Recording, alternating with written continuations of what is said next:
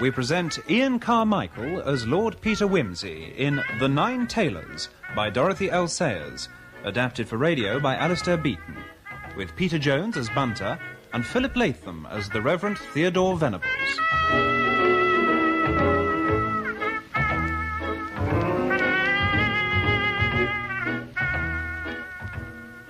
Episode 1, The Bells Are Rung Up.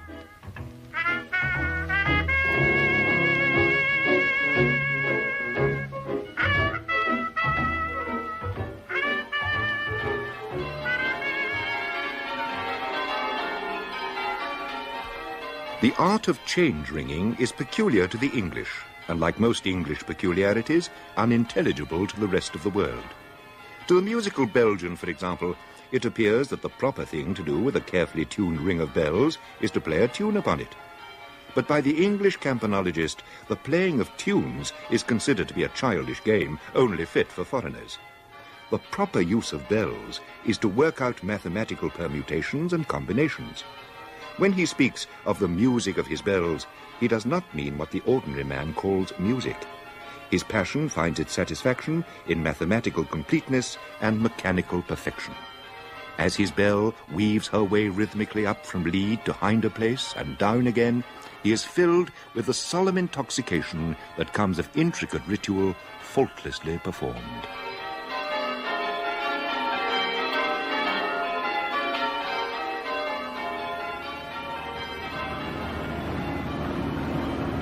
This, I believe, Bunter, is what one refers to as a frozen desolation. Yes, indeed, sir. I've never been very keen on the Fen country, if you don't mind my saying so, sir. Especially on New Year's Eve. Snow's really coming down like billy-o now, ain't it? I say, sir, isn't that bridge going to prove rather tricky? Which bridge? Oh, this one. Hold tight. Oh, yeah, that's torn it. You all right, Bunter? Yes, my lord. I appear to be unscathed. I'm glad to hear it. Sorry about that, old lad. Just awkward. Well, let's consult the map and see where we are. Now then, where do you suppose we've got to, Bunter? I think, my lord, we must have run off the proper road at Leamholt. Unless I'm much mistaken, we must be near the village of Fenchurch St. I say, listen. Oh, thank God. Listen to that, Bunter. Where there is a church, there is civilization. Well, we'll have to walk it. Never mind the suitcases, we'll send somebody for them. Oh, I say.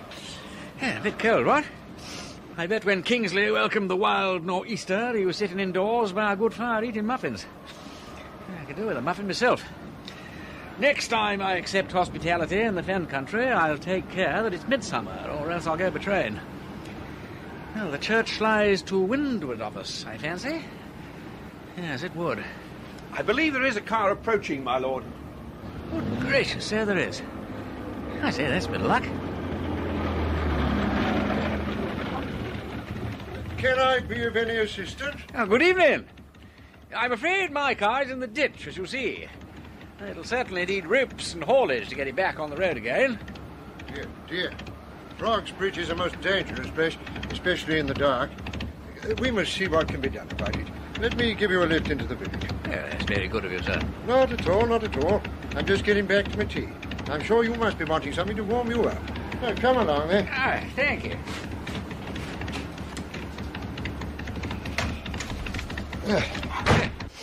Yeah. I trust you're not in a hurry to reach your destination. We should be delighted to put you up in the rectory for the night. Oh, that's most kind of you, but really I wouldn't wish to trespass upon your hospitality. My dear sir, pray don't think twice about it. We see so little company here that I assure you will be doing my wife and myself a very great favour. Oh, well, in that case... Excellent, excellent. Well, we have ample accommodation in the rectory. There's too much indeed, too much. My name, by the way, is Venables. I should have mentioned it earlier. I am, as you would have gathered, rector of the parish of Fenchurch St. Paul. My name is Wimsey, and this is my man, Bunter. Delighted to meet you. Wimsey? I know the name seems familiar. Lord Peter Wimsey? Correct. Have I not heard of you in connection with... Oh, I have it. Notes on the collection of incunabula. Of course. A very scholarly little monograph, if I may say so. Thank you. Yes, dear me. Oh, it'll be charming to exchange impressions with another book collector. Dreadful weather, isn't it? There's a lot of influenza about at the moment. Such a nasty, depressing complaint. You must have this rug about your legs. Oh, thank you. Oh, it's most kind.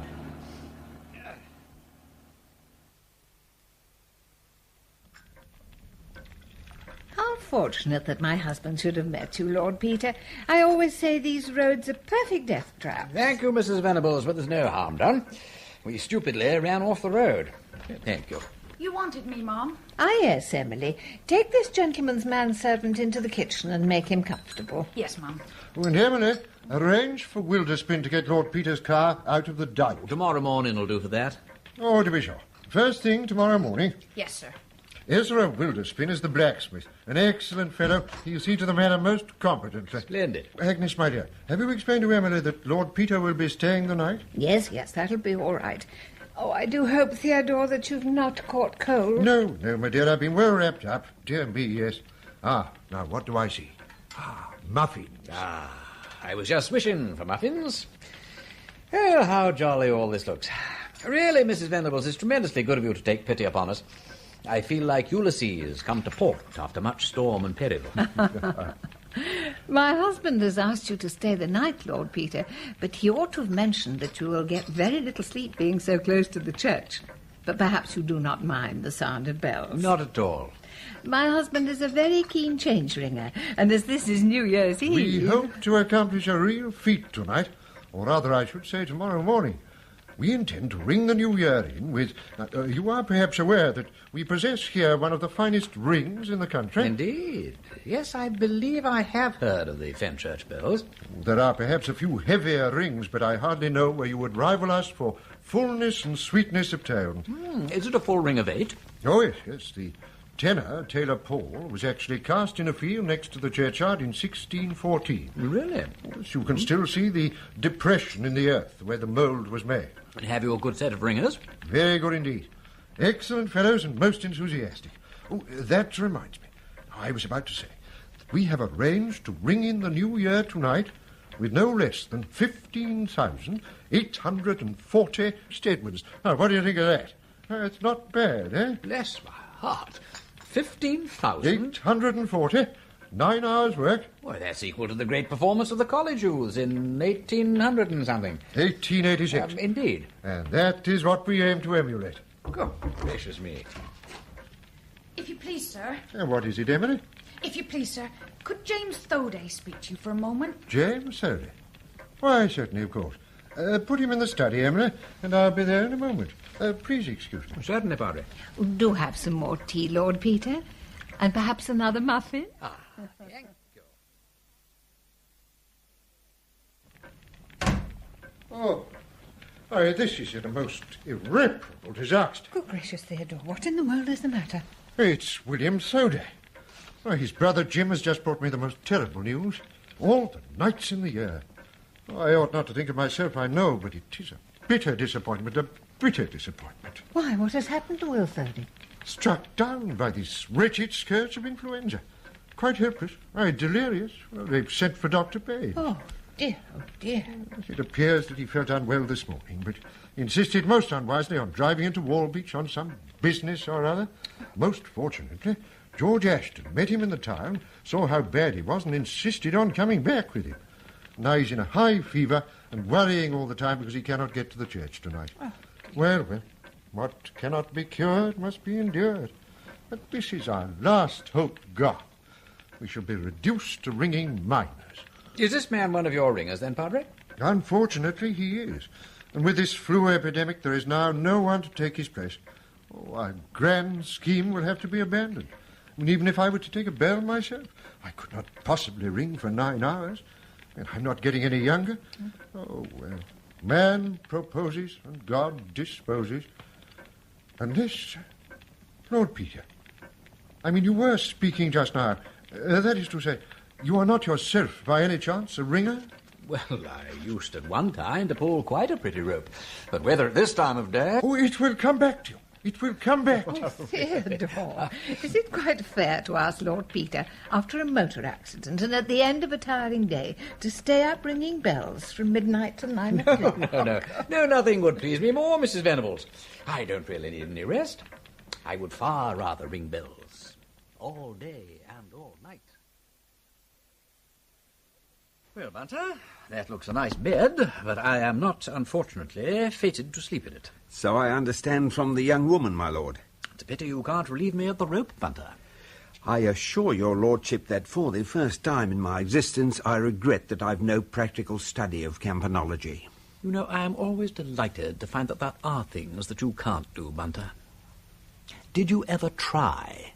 Only once, my lord, and on that occasion an accident was only narrowly averted. Owing to my unfortunate lack of manual dexterity, I was very nearly hanged by the rope. Well, that's enough about hanging, old lad. I don't want to talk shop. Certainly not, my lord. Does your lordship desire to be shaved? Thank you, Bunter. Let's start the new year with a clean face, what? Because man may praise the Lord in many different ways. Praise him in the cymbals and the dances. Praise him upon the loud cymbals. And what better way for us in Fenchurch St. to praise our Maker than upon the beautiful bells of our beloved church. Let everything that hath breath praise the Lord. And now it will soon be midnight. Exactly 1 minute to go, Padre. Then to your stations, everyone. It'll be thirsty work, this will. The needs of the body have not been forgotten, Ezra. The landlord of the Red Cow has once again provided us with ample beer to see us through the night. Thank you, Vicar. Thank you. Good luck to you all. Good luck, Lord Peter. Thank you, Padre. How fortunate that you should have been sent to us. I hardly think this is what men call chance. 30 seconds. Everybody ready? Yes. Right. Hezekiah, sound the 9 Tailors.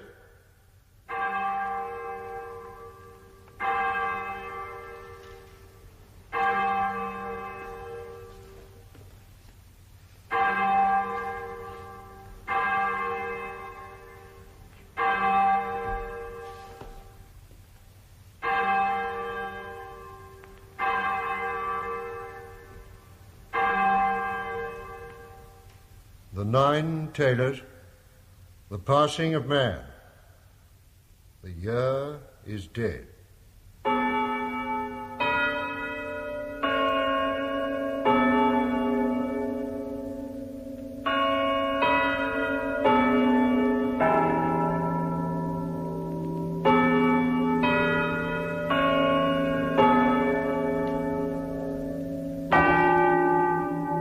Let the bells give time.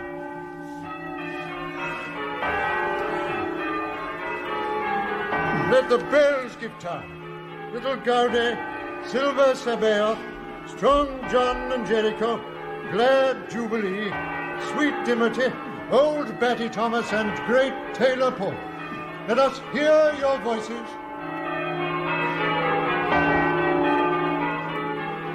He rode upon the cherubim and did fly. He came flying upon wings of the wind.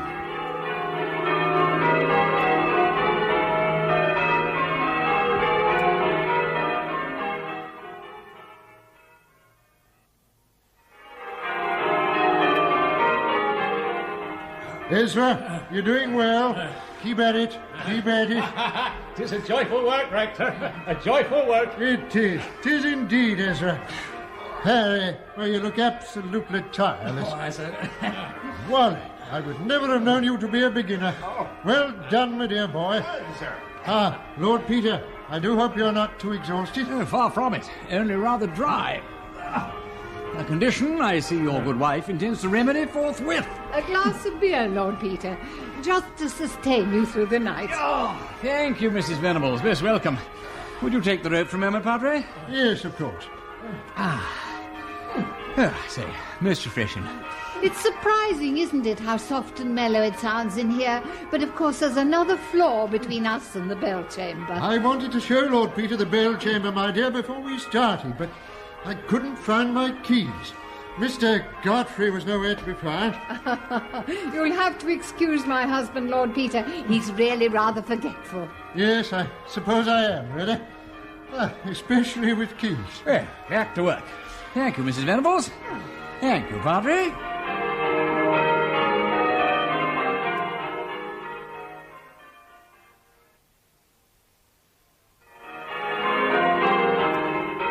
The sun has risen on a new day and another year.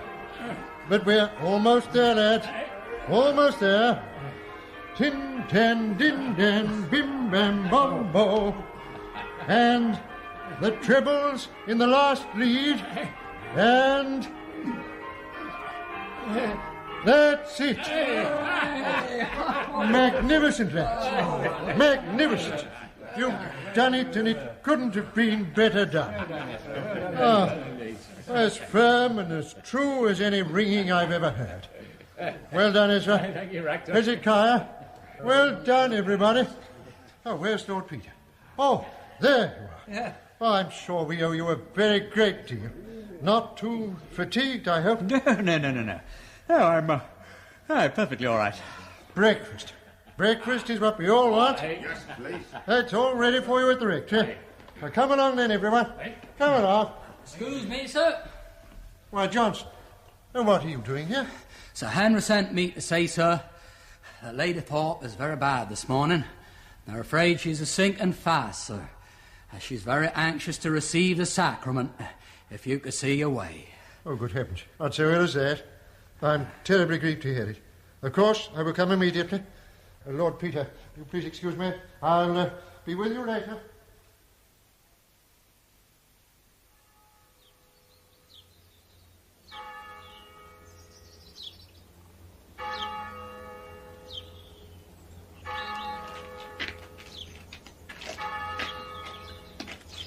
Toll of the passing bell. Yes, poor Lady Thorpe. She was only 37, you know. It's all very sad. Very sad. I heard one of your ringers say something about a burglary at her house. Burglary? Oh, no. Oh, my goodness, yes. He must have been referring to the loss of the Wilbraham emeralds. Oh, but that was 15 or 16 years ago. Yes, the year of the Great War. April 1914, if I remember correctly. That sounds fascinating. Tell me more, Padre. It was an emerald necklace. Mm-hmm. And it all happened when Sir Henry and Lady Thorpe were getting married. Well, as you can imagine, there were a number of grand guests came from London for the occasion. One of them was an old lady called Mrs. Wilbraham. She'd come to stay at the Thorpes, and the very night after the wedding, when Sir Henry and his new wife were already on their honeymoon, Mrs. Wilbraham's necklace was stolen. It caused something of a stir at the time. Oh, I can imagine. The worst part of it was that one of the Thorpes' own servants was involved in it. When Jeff Deacon was arrested, and they discovered what he'd done. Who was Jeff Deacon? Oh, he was the butler. It turned out that he got in touch with a jewel thief in London, and together they planned the robbery. Deacon had been with the household for 6 years. He was married to the housemaid, Mary. She's Mrs. Thoday now, of course.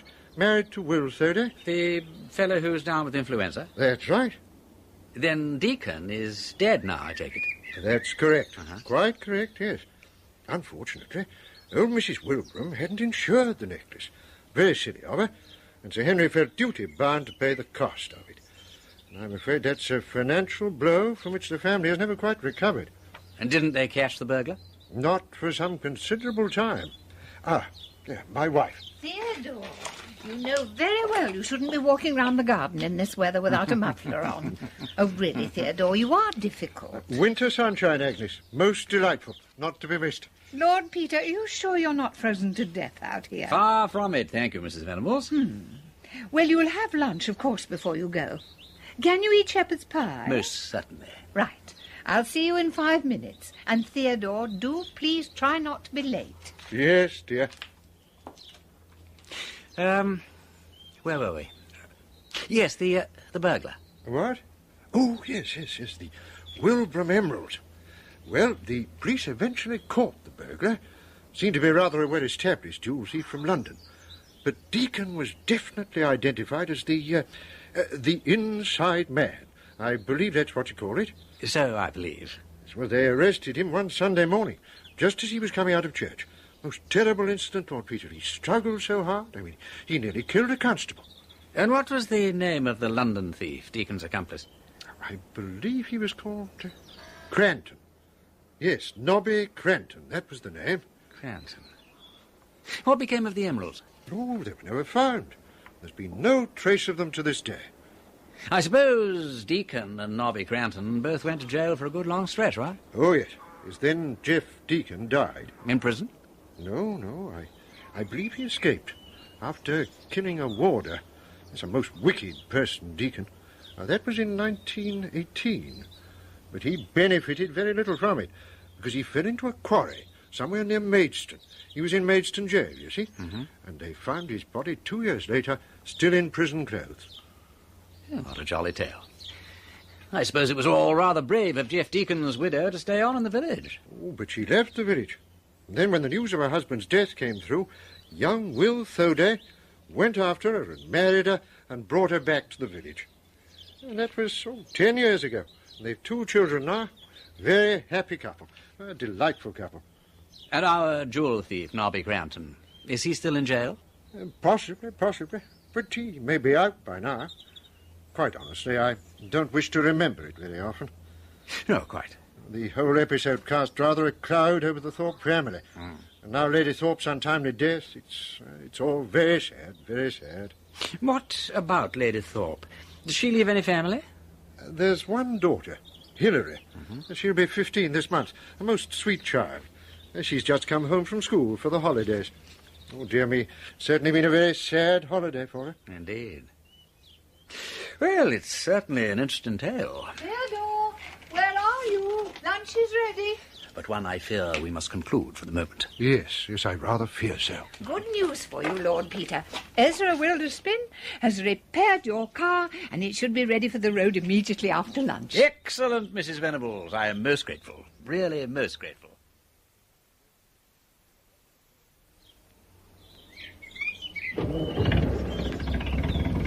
Do come again, Lord Peter, and help us ring another peal. I certainly shall.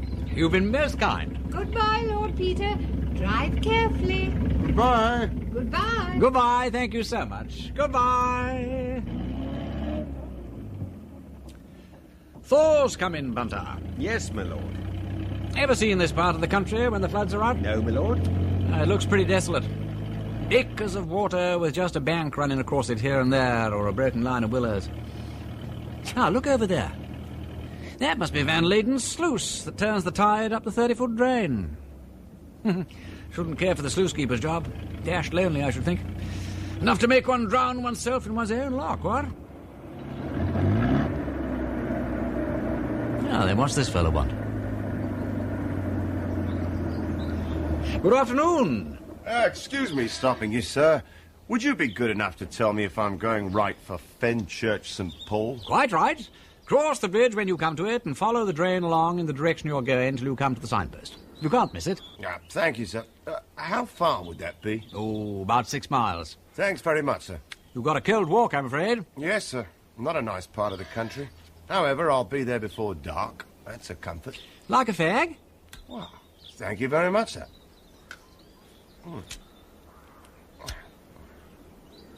You don't belong to these parts? No, sir. Driver's the name, sir. Stephen Driver. I'm looking for work. Labourer? No, sir. A motor mechanic. Oh, I see. Yeah, good luck to you. Thank you, sir. Good afternoon, sir. Good afternoon.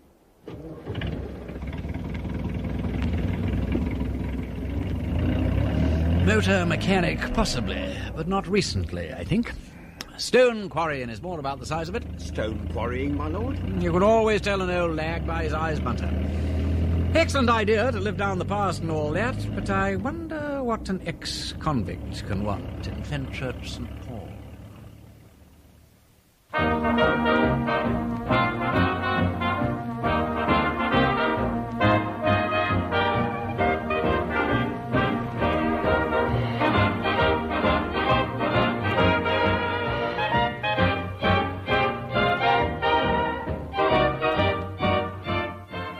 Tea, my lord. No, thank you, Bunter. That was a most excellent breakfast, but we have a journey to make this morning. A journey, my lord? Yes, Bunter. By way of celebrating the arrival of spring. You will recall a village by the name of Fenchurch St. Paul, where we spent a most interesting and unusual New Year. I've not forgotten it, my lord. Well, I received a letter this morning from the good rector with some fascinating news. It seems that Sir Henry Thorpe has departed this life only 3 months after his good lady. That is most sad and unfortunate, my lord, but I hardly see why it requires our return to that particular part of the world. Ah, but it does, Bunter, it does. The good rector, you see, has requested my assistance, and it is an excellent opportunity, I think, to cancel all social engagements. Kindly do so, Bunter, and then send a telegram to Mr. Venables indicating that I shall be there in time for the inquest. There is to be an inquest on the death of Sir Henry? No, Bunter, no. On the body in the grave. The body in what grave, my lord? The body in Lady Thorpe's grave. You mean Lady Thorpe's body, my lord? Ah, no, that's just it. You see, according to Mr. Venables, Sir Henry wished to be buried in the same grave as his wife. But when they opened the grave, they found a man's body had been buried there on top of the coffin of the original occupant. Good heavens! And who is this man, my lord? Does anyone know him? Well, judging by this letter, Bunter, I rather think his own mother wouldn't know him.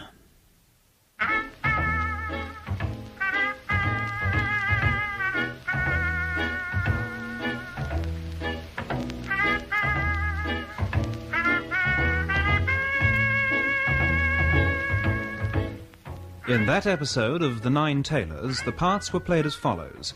Lord Peter Wimsey, Ian Carmichael; Bunter, Peter Jones; the Reverend Theodore Venables, Philip Latham; Stephen Driver, Stephen Greif; Mrs. Venables, Noel Dyson; Emily, Jenny Twigg; Mr. Godfrey and Johnson, Hayden Wood; Ezra Wilderspin, John Church; narrator, John Westbrook. The Nine Tailors was adapted by Alistair Beaton from the book by Dorothy L. Sayers and was produced by Martin Fisher.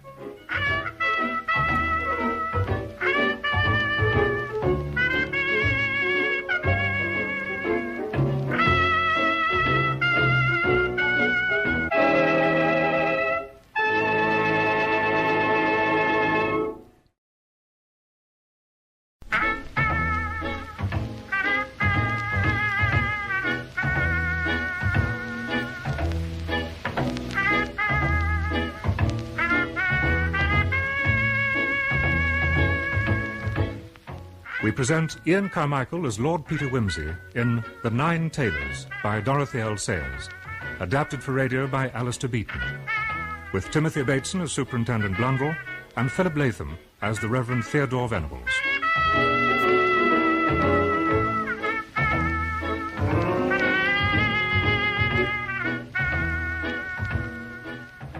Episode 2, Lord Peter is called in.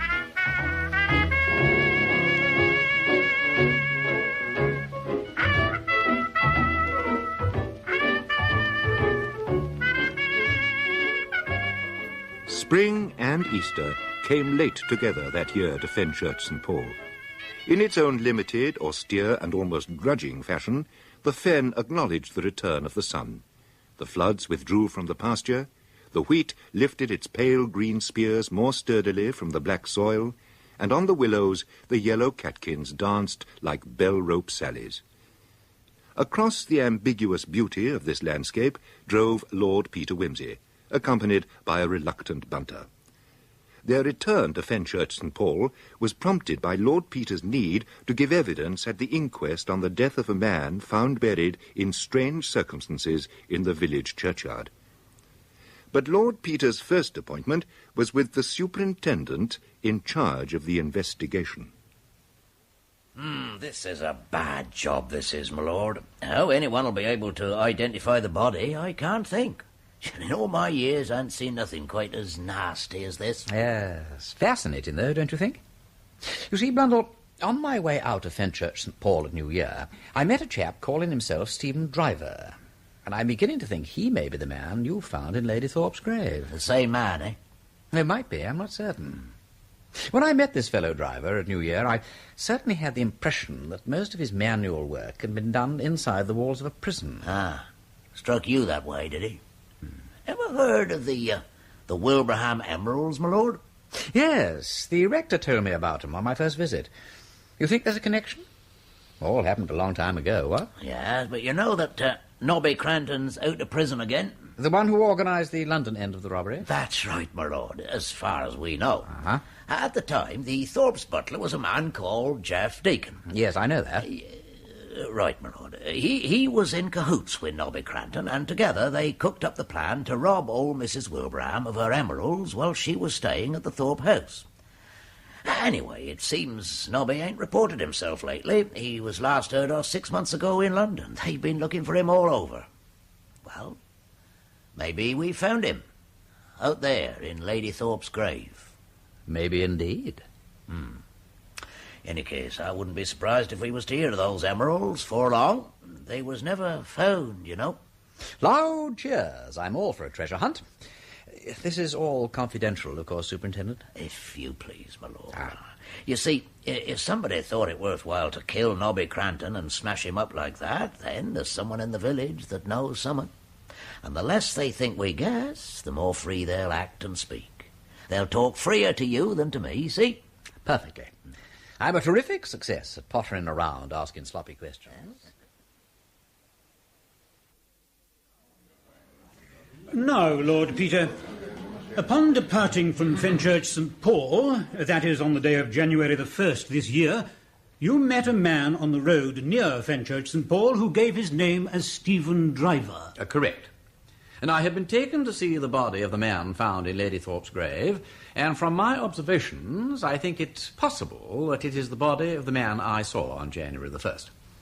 I don't know who he was, apart from the fact that he called himself Stephen Driver. He stopped my car and asked me the way to Fenchurch St. Paul. What makes you think it might be the same man, Lord Peter? The fact that he is dark and bearded, and that the man I saw also appeared to be wearing a dark suit similar to that worn by the deceased. He seemed to be about 50 years of age and spoke in a fairly low voice with a London accent.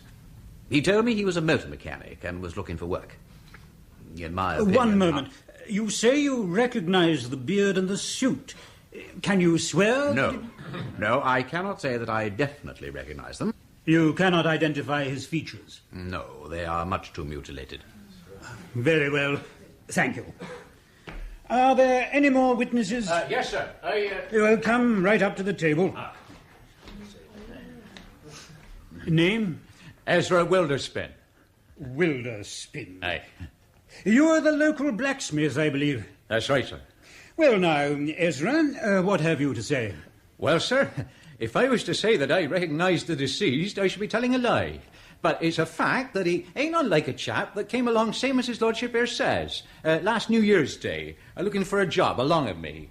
Said he was a motor mechanic out of work. Well, I told him I might do with a man as knows something about motors, so I takes him on and gives him a trial. He did his work pretty well, near as I could judge, for 3 days, living in our place. Then, all of a sudden, off he goes in the middle of the night. We never seen no more of him. What night was that? Same night as they buried her ladyship, it was. January the 4th, that's right, yeah. January the 4th, so it were. What was the name of this man? Stephen Driver, he called himself. Didn't say much, only that he'd been tramping about a goodish while, looking for work. Said he'd been in the army, and in and out of work ever since. Did he give you any references? Why, yeah, he did, sir, come to think on it. He gave me the name of a garage in London where he'd been, but he said it had gone bankrupt and shut up. But he said if I was to write to the boss, he'd put in a word for him. Have you got the name and address he gave you? Yes, sir. Leastways, I think the missus put it away in the teapot. Did you take up the reference? No, sir. I did think of it, but being no great hand at writing, I says to myself I'll wait till the Sunday when I'd have more time, like. Well, you see, before that he was off, so I didn't think no more about it. He didn't leave nothing behind him, bar an old toothbrush. We had to lend him an old shirt when he came. Well, you'd better see if you can find that address. That's right, sir. Liz, you cut off home, see if you can lay hand on that bit of paper what Driver gave me. I got it here, Ezra. Here you are, sir. Thank you.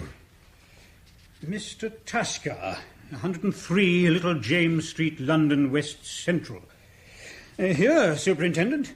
You'd better take charge of that. Right, sir. Now, Ezra, is there anything more you can tell us about this man, Driver? Oh, I don't know as there is, sir. Ezra. Yeah? Ezra, don't you remember all them funny questions he asked? There now. The missus is right. That was a funny thing about them questions, that was.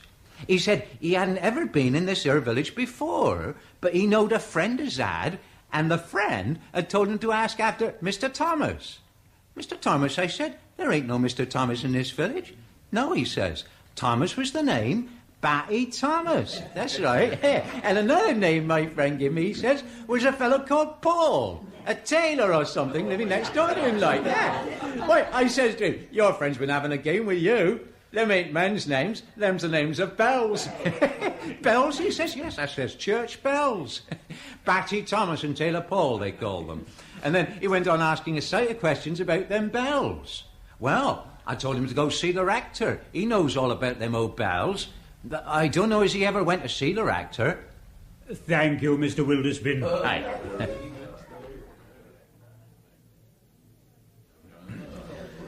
Now, you are Harry Go-to-Bed, by profession sexton. Yes, sir. And when exactly did you dig the original grave, Lady Thorpe's grave? I dug it on the 3rd of January, sir, and I filled it on the 4th, immediately after the funeral. Where do you keep your tools, Harry? In the cookhouse, sir. Where's that? Well, sir, it's down underneath the church, where rector says the old crypt used to be. Makes a sight of work, that it do, carrying the coke up and down these stairs, and through the chancel, sweeping up after it. Yes, quite. Is the door kept locked? Oh, yes, sir. Always locked. Where do you keep the keys? Hanging up in my kitchen, sir. Has anybody else got a key to the cokehouse door? Yes, sir. Rector has all the keys. Nobody else? Not as I know, sir. Mr. Godfrey, he hasn't them all. Only the keys of the crypt. I see. When these keys are in your kitchen, I suppose any of your family has access to them? Well, sir, in a manner of speaking, yes. But I hopes as how you aren't trying to put anything on me and the missus, let alone the children. I've been saxing in this here village for 20 years. None of us ain't ever yet been suspected of hitting strangers over the head and burying of them. Yeah, come to think of it, this chap driver, he come round to my place one morning on a message. How do I know he didn't borrow the keys? Oh, come, Harry, don't talk nonsense. You don't suppose this unfortunate man dug his own grave and buried himself? That's the villain, Harry! Silence, if you please. Nobody's accusing you of anything. Have you, in fact, ever missed the keys at any time? No, sir. Or even noticed that your tools had been disturbed? No, sir. Very well, that will do. Kindly stand down. Now, Superintendent Blundell, can you tell us, what were the dead man's belongings found on the body? Yes, sir. One suit, navy blue serge of poor quality, much deteriorated by its burial in the earth, but apparently purchased quite recently from a well-known firm of cheap outfitters. One set of vest and pants, badly worn and bearing the name of a French manufacturer. One khaki shirt, British Army type. One pair of working man's boots, nearly new. One cheap spotted tie. In the pockets of the deceased were found the following items. One white cotton handkerchief, one packet of woodbines, 25 shillings and 8 in cash, one pocket comb, a 10-centime piece from France, and, that's all. Thank you, Superintendent Blundell. Yes, sir. Thank you, sir. I should be obliged if you will answer a few questions, Dr. Baines. You have examined the body of the deceased. Be so kind as to inform us of your conclusions. I have examined the body of the deceased and made an autopsy. I should judge the subject to be a man aged between 45 and 50. He appears to have been well-nourished and healthy. I judge that the deceased had been lying in the grave between 3 and 4 months. Decay does not proceed so rapidly in a buried body as in one exposed to the air. In this case, the internal organs were all quite distinguishable and fairly well preserved. I made a careful examination, and I could discover no signs of external injury in any part of the body, except upon the head, arms, wrists, and ankles. The face had apparently been violently battered in with some blunt instrument which had practically reduced all the anterior, that is, the front of the skull, to splinter. I was not able to form any exact estimate of the number of blows, but they must have been numerous and heavy. One moment, Doctor. I take it we may assume that the deceased died in consequence of one or some of these blows upon the skull? No, I do not think the blows were the cause of death. Why do you say that, Dr. Baines? Because, to the best of my judgment and belief, all the blows were inflicted after death. The hands were also removed after death, apparently with a short, heavy knife. Quiet, please. But why should anyone inflict such savage injuries on a dead body? That is outside my province. I am not a specialist in lunacy or neurosis. Very well, then. What, in your opinion, was the cause of death? I do not know. I could not see any superficial sign of disease or injury by poison. I removed, however, certain organs and placed them in sealed jars. I propose dispatching them today for expert examination by Sir James Lubbock. You mentioned injuries to the arms and ankles, Doctor. What was the nature of those? The skin of the ankles seems to have been very much broken and abraded, as though the ankles had been tightly bound with cord or rope which had cut through the socks. The arms also showed the pressure marks of a rope above the elbows. These injuries were undoubtedly inflicted before death. You suggest that somebody tied up the deceased with ropes and then, by some means or other, brought about his death? I think that the deceased was undoubtedly tied up, either by another person or by himself. You do not, I suppose, suggest that the deceased went so far as to bury himself? No, I do not suggest that. I'm glad to hear it. The deceased might, I suppose, have perished of starvation if he tied himself up and been unable to free himself? No doubt. Sir James Lubbock's report will tell us that. Have you anything further to tell us? No, I don't think so. Thank you, Doctor. In these circumstances, Superintendent, it seems advisable to adjourn the inquest until you have completed your investigations. Right, sir. Gentlemen, we will adjourn until today fortnight.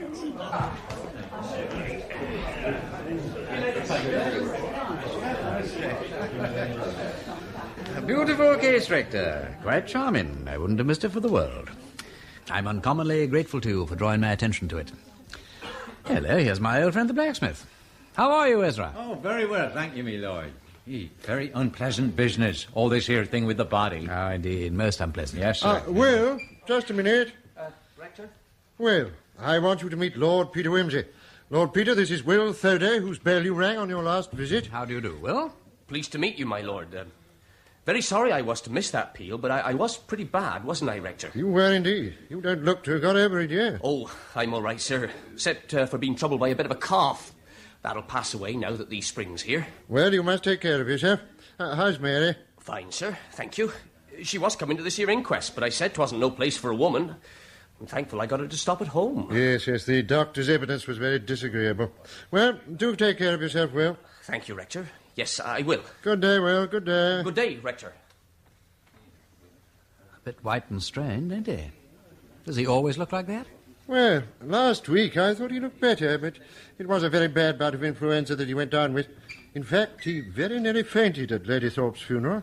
Did he, Major? Yes, strange, really. Will's normally as strong as an ox. Well. Mind you, he's rather a nervous subject. You don't expect labourers to have nerves, do you? Ah, well, they're human like the rest of us. Oh, now there is young Hilary Thorpe, poor child. Hilary! Hello, Mr. Venables. My dear, I'd like you to meet Lord Peter Wimsey. I'm rather hoping he may provide the police with some help in this unfortunate matter. How do you do, Miss Thorpe? I'm ever so glad to meet you, Lord Peter. Well, I'll leave you in good hands. I've ever such a lot of work to do today. Do you know, I haven't even completed my sermon for Sunday. I'll see you later, Lord Peter. Certainly, Padre. Dad used to read all about your cases, Lord Peter. I think he'd have been frightfully amused to have been mixed up in one himself. But it is a mystery, isn't it? By the way, you know where Dad and Mother are buried, don't you? I expect that was the first place you looked. Well, yes, it was, actually. But I'd rather like to look at it again. You see, I'm wondering just exactly how the... How the body got there?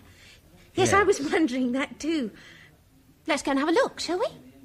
Well, if it won't upset you, why not? It's not far.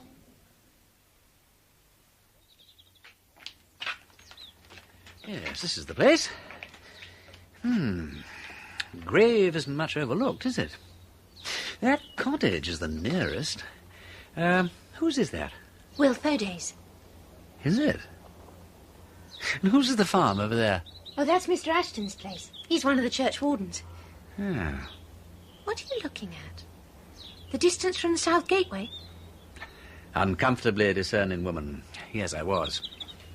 You could bring the body in a car and carry it round without too much difficulty. What's that over there, close by the north wall of the churchyard? A well? Yes, that's the well where Harry Gotobed gets the water for washing out the porch and scrubbing the chancel and all that. I think it's rather deep. I see. Well, if it's used, as you tell me it is, nobody would think of hiding anything large in it. Oh, you mean the body? No, that wouldn't have done. Look here, forgive my asking, but supposing your father hadn't died when he did, what kind of tombstone would he have been likely to put up to your mother? Any idea? None at all. He hated tombstones, and he wouldn't discuss them, poor darling. So that for all anybody knew, he might have had a flat stone put down, or one of those things with a marble curb round and chips in the middle. A thing like a fender? Oh, no, he'd never have done that. And certainly not chips. They always reminded him of that fearfully genteel coffee sugar you get at the sort of places where everything's served on mats and all the wine glasses are coloured. But did the murderer know your father's feelings about coffee sugar and wine glasses? I'm sorry? I don't know what you're driving at. No, it's my fault. I'm always so incoherent. I mean, when there are such a lot of good places for putting bodies, dikes and drains and so on, why cart one at great risk and trouble to a churchyard to plant it, where it might easily be dug up by a stonemason smoothing away the earth for a fender full of marble chips? It all seems so odd and rash. Yet, of course, I can see the fascination of the idea. You'd think a grave was about the last place where anybody would look for a stray body. But it looks as if it must have been done that way because of the rope marks, which tell that the man was tied up somewhere first. Yes. Yes, it must all have been deliberate and thought out beforehand. But then the murderer couldn't have thought about it earlier than New Year's Day, when Mother died. I mean, he couldn't have counted on having her grave handy. No, of course he couldn't. But it may have happened at any time since. Surely not at any time. Only within a week or so after Mother died. Why? Why, because old Gotobed, the sexton, would be certain to notice if anyone had been digging his grave about after the earth had been firmed up properly. Don't you think it must have happened quite soon? Probably while the wreaths were still on the grave. I say, that's an idea. I never thought about that. I suppose you've never noticed yourself that the wreaths had been moved or anything? Oh, no. As a matter of fact, I didn't come here much. I think all this business about graves is hateful. Don't you? But I tell you who would have noticed anything, and that's our housekeeper. She's a perfect ghoul. She ought to be in a Victorian novel where people wear crepe and weep into teacups. She sounds quite charming. I say, I hope you don't find me ghoulish with all my questions. No, not in the least bit. You see, I've been doing a lot of wondering ever since they found the body in my mother's grave. It really makes things easier to do a little wondering. I mean, if you're once interested in a thing, it makes it seem less real. That's not the right word, though. Less personal? Yes, that's what I mean. You begin to imagine how it all happened, and gradually it gets to feel more like something you've made up.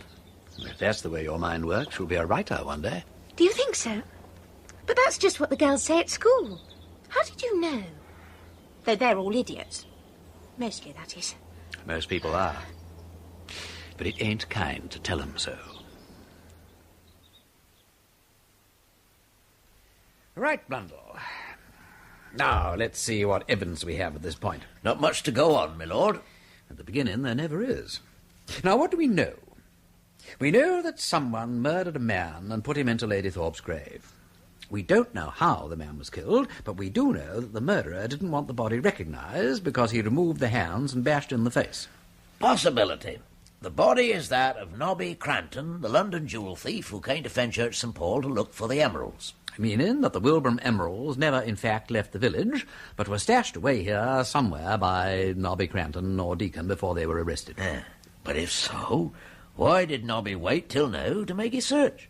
'Cause he was in prison till lately? Or because some fresh information had reached him? Next question.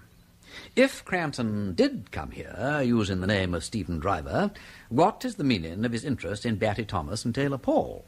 Is anything to be gained from a study of the bells or their inscriptions? Oh, I doubt that, my lord. 9 tailors make a man in Christ. Is death in Adam yet began? I beg pardon, my lord.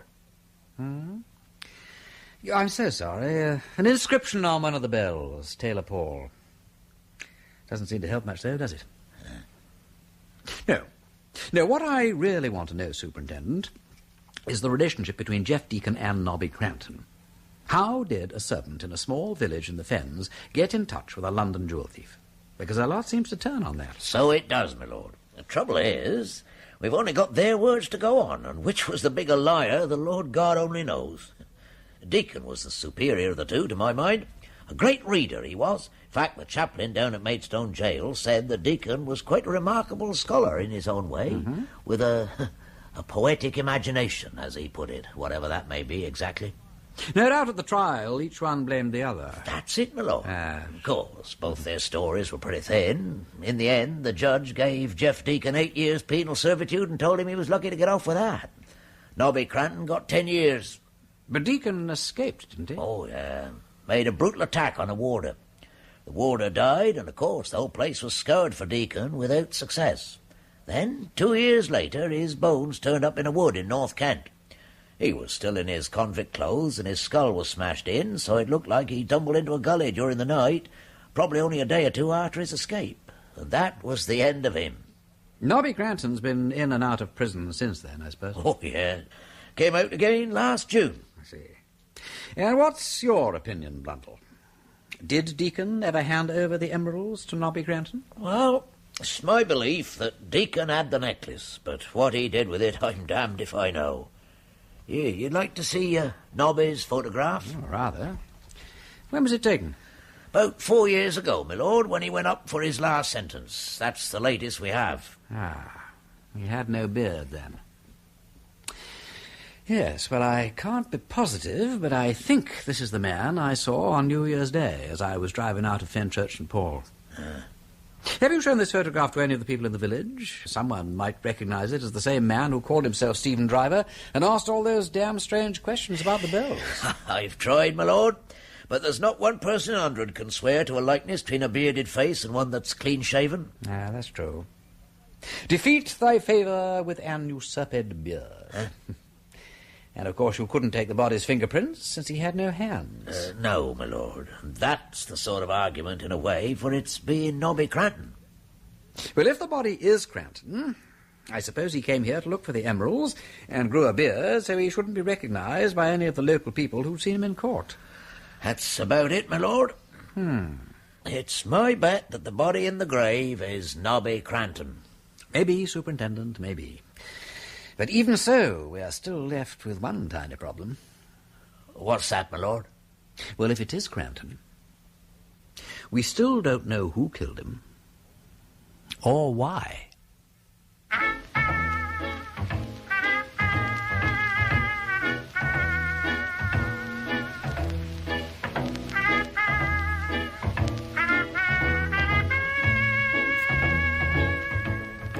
In that episode of The Nine Tailors, the parts were played as follows. Lord Peter Wimsey, Ian Carmichael, Superintendent Blundell, Timothy Bateson, the Reverend Theodore Venables, Philip Latham, Ezra Wilderspin, John Church, Liz Wilderspin, Diana Bishop, Coroner, Martin Friend, Harry Gotobad, Alexander John, Dr. Baines, Brian Haynes, Will Thoday, Keith Drinkle, Hilary Thorpe, Fiona Matheson, narrator, John Westbrook. The Nine Tailors was adapted by Alistair Beaton from the book by Dorothy L. Sayers and was produced by Martin Fisher.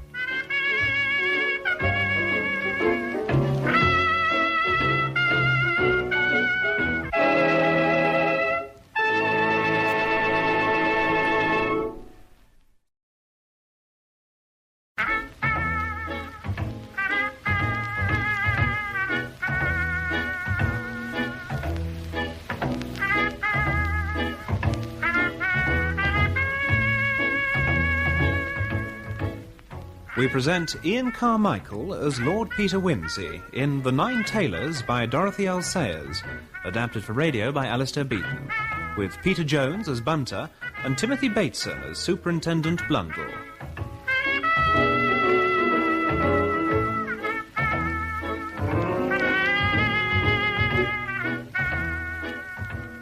Episode 3, Bunter Breaks the Law.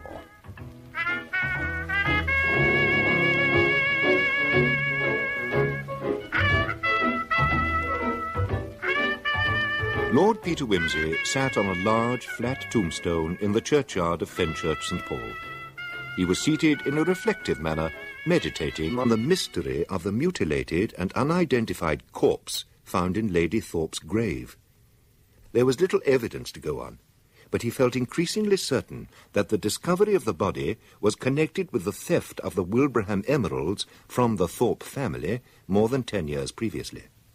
One tenuous connection was Will Thoday, married to Mary, whose first husband was one of the 2 men convicted for the robbery. But the emeralds had never been found. And now Will Thoday's explanations of his movements on the night the body was buried were looking increasingly suspect. Such were the thoughts occupying Lord Peter's mind as Superintendent Blundell dismounted from his bicycle at the entrance to the churchyard. Morning, my lord. Ah, Blundell, just the man. Come along here a moment.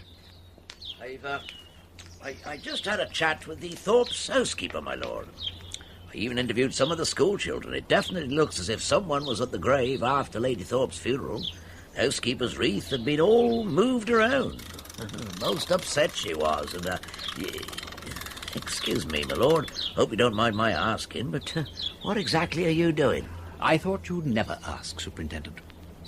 Well, I expect you're puzzled by my appearance in a graveyard carrying a fishing rod and line. Well, matter of fact, I am, my lord, yes. I thought that Potty Peak was the only person who actually enjoyed sitting around in graveyards. Well, you're wrong. Are you busy, or have you got time to look at something? I was going along to talk to Will Thoday, but there's no great hurry for that. Well, hold this while I attach some lead sinkers. What in the world are you thinking of catching with that? A whale? Eels. Unless eels swim deeper than ever plummet sounded. Eels? Now, come with me, Superintendent. Right you are, my lord.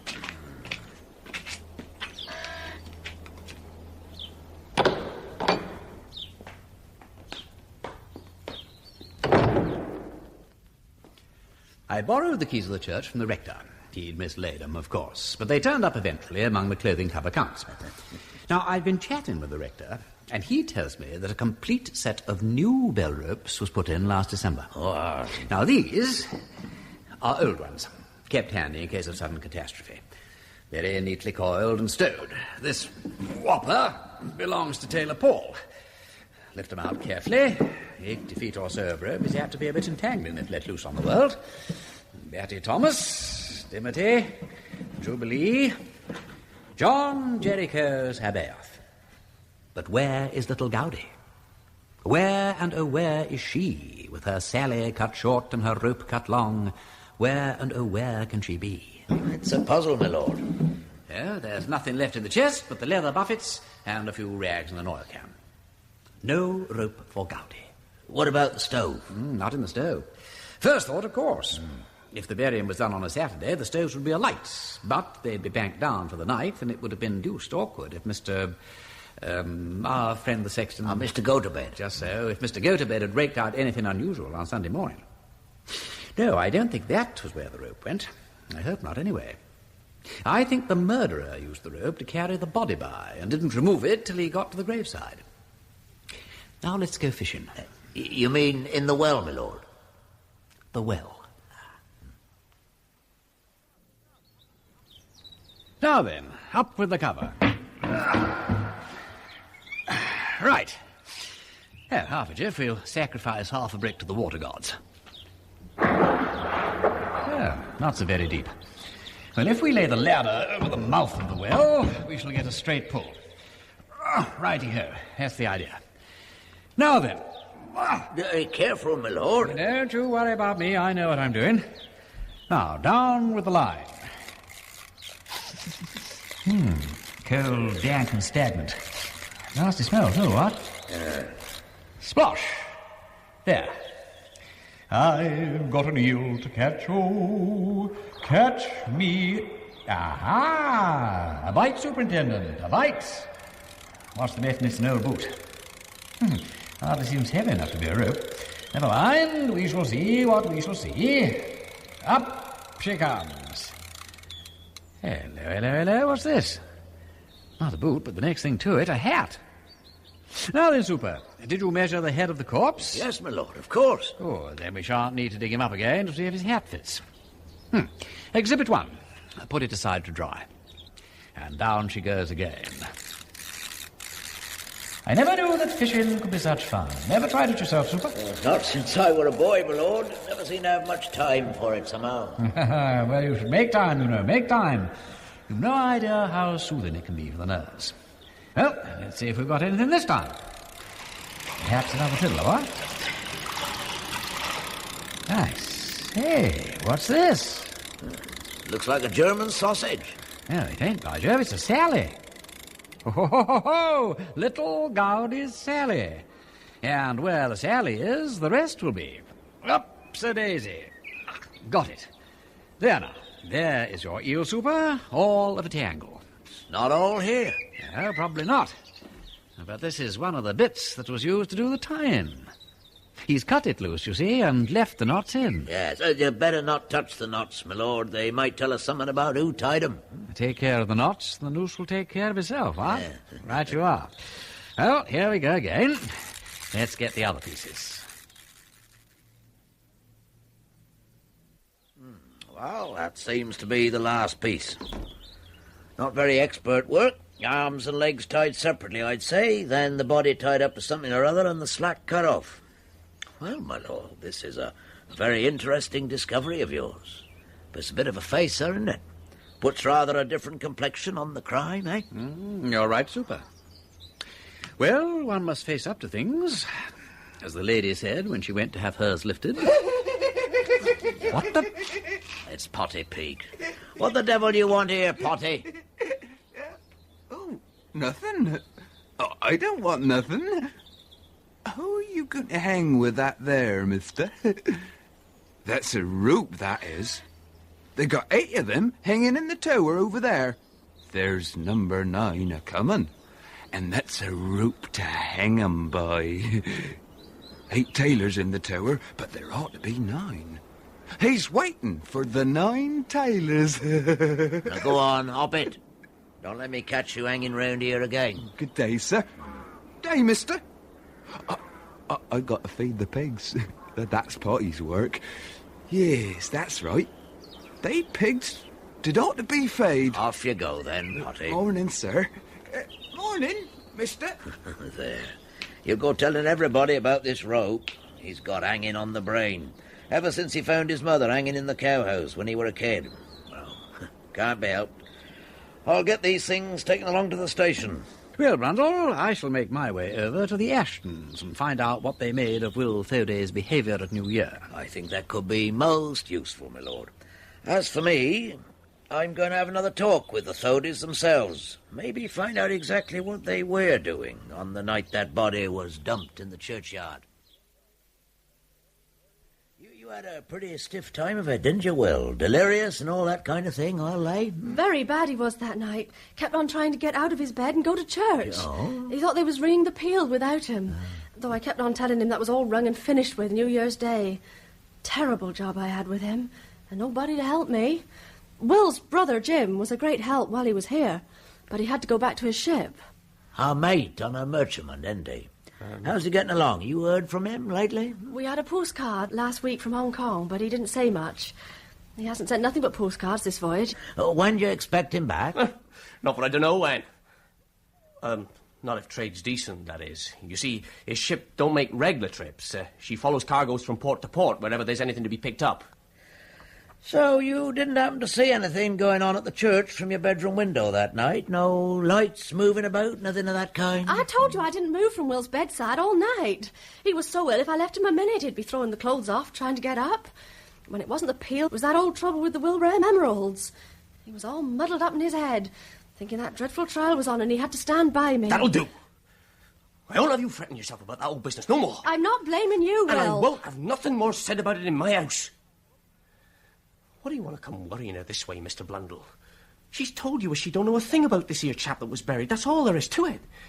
What I may have said and done when I was ill don't matter ill a beans. Not a scrap, no. I'm very sorry such an illusion should have come up, I'm sure. Well, I won't keep you any longer. You can't assist me, and that's all there is to it. Now, I'll be off and let the youngsters come back to their tea. I know what it's like, having children of my own. Mr. Ashton, I believe you were the Good Samaritan who brought poor Will Thorpe back from Walbeach the day he was taken ill. Very fortunate we happened to see him. Very bad weather for a sick man. Dangerous thing, influenza. Dreadful. Poor man. He was quite real unwell when he came out of the bank. I said to Mr. Ashton, how terrible bad poor Will do look, to be sure. I'm sure he's not fit to go home. And sure enough, we hadn't got but a mile or so out of the town when we saw his car drawn up by the side of the road, and him quite helpless. Quite helpless. And out of his head he was, counting them notes over and dropping them all over the place.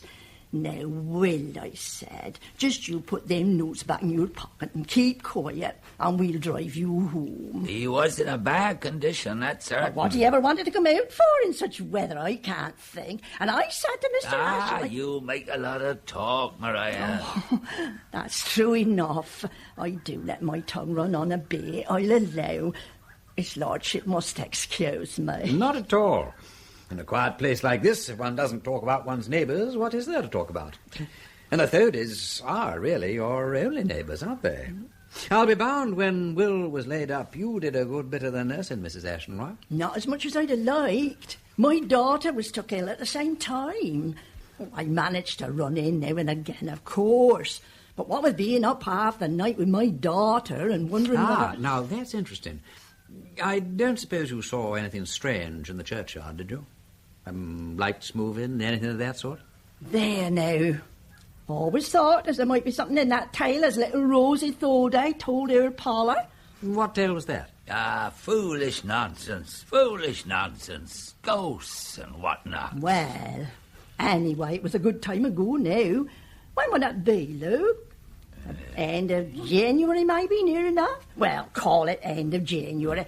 Our Paula comes on the Thorpe children sitting together under their hedge just outside their place, both of them crying. Then it comes out that they're afraid to go past the churchyard in the dark, and Rosa Thorpe says it's because she's seen what she took to be the spirit of Lady Thorpe a-flitting about her grave. And it seems the night she see it was the night of the funeral. Oh, dear me. What exactly did she see? Oh, no more than a light by what Polly could make out. That was one of the nights Will Thorpe was very bad, and it seems that Rosa was up and about helping her mother, and she looked out of the window and sees the light just a-rising out where the grave would be.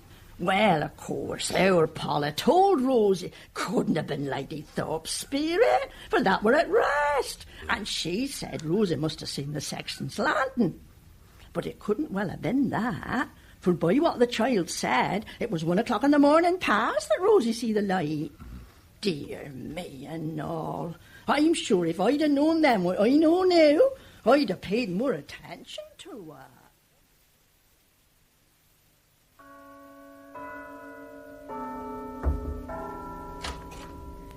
Lord Peter, would you like a glass of milk or a whisky and soda?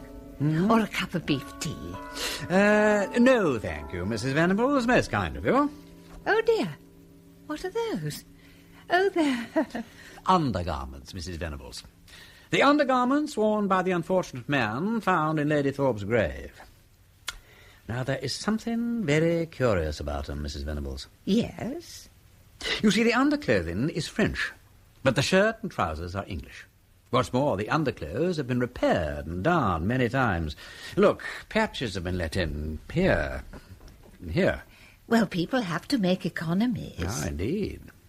But why should Nobby Cranton, if it was Nobby Cranton, be wearing what appears to be second-hand French underclothing, but new English outer garments? I'm sure I don't know.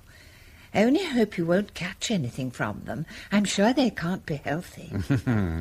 No, I don't expect to get anything worse than brain fever. Well, perhaps you can suggest an explanation. Well, I'm afraid I'm not a Sherlock Holmes.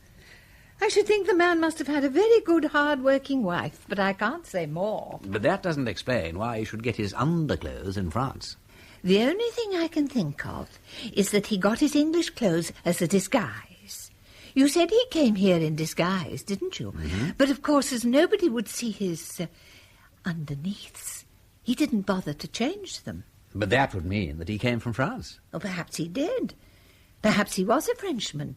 They often wear beards, don't they? But the man I met wasn't a Frenchman. But you don't know he was the man you met. He may have been someone quite different. Well, he may. He didn't bring any other clothes with him, I suppose. No, not a thing. He was just a tramping out of work, or so he said. All he brought was an old British trench coat, which he took with him, and a toothbrush. He left that behind him. Can we wangle a bit of evidence out of that, do you think? Can we say that he must have been murdered because, well, if he'd merely wandered away, he would have taken his toothbrush with him? And if he was the corpse, where is his coat? For the corpse had no coat. I can't imagine. And that reminds me, do be careful when you go down the bottom of the garden. The rooks are building and they are so messy. I should wear a hat if I were you. Or there's always an old umbrella in the summer house. Did he leave his hat behind, too? In a sense he did, yes. We found that in rather a queer place, but it doesn't help us very much. Oh, how tiresome it all is. I'm sure you'll wear your brains right out with these problems. You mustn't overdo yourself. And the butcher says he has some nice calf's liver today, only I don't know if you can eat it. I love calf's liver, Mrs. Venables. Oh, good. Theodore is very fond of liver and bacon, though I always think it's rather rich. What I've been meaning to say, it's very good of that nice man-servant of yours to clean the silver and the brass so beautifully, but he really shouldn't have troubled. I'm quite used to giving Emily a hand with it. He'd have been delighted to help, I'm sure. Oh, well, I hope it isn't very dull for him here. I understand he's a great acquisition in the kitchen and extraordinarily good at music hall imitations, twice as good as the talkies cook says. Is he indeed? I'd no idea. But what I don't know about Bunter, Mrs. Venables, would fill a book. Bunter, will you kindly get the car out immediately and accompany me on a short journey? Very good, my lord. There is a fresh breeze, my lord. All the better. Certainly, my lord. If I may venture to say so, the tweed cap or the grey felt would possibly be better suited to the climatic conditions. Oh, yes, possibly all right, Bunter. Pray restore this excellent hat to its proper place. And if you should see Mrs. Venables, give her my compliments and say that I found its protection invaluable. Of course, my lord. Oh, and Bunter, I rely on you to keep a check upon your Don Juan fascination and not strew the threshold of friendship with the wreckage of broken hearts. Very good, my lord. Now, we're going to try a long shot, Bunter, and we will begin with the small town of Leamholt.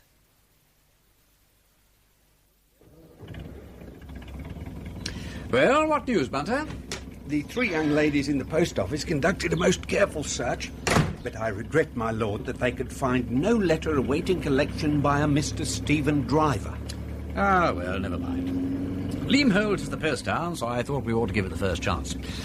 The other possibilities are Hullport and Woolwich on this side of the drain. Hullport is a long way off and rather unlikely. So I think we will try Woolwich.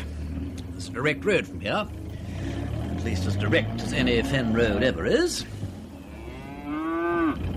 I suppose God could have made a sillier animal than a sheep, but it's very certain that he never did. Unless it's a cow. Come on there, hup, hup, hup, hey, hup. Oh, get along with you, Jemima. Hup, hup, hey, hup, hey.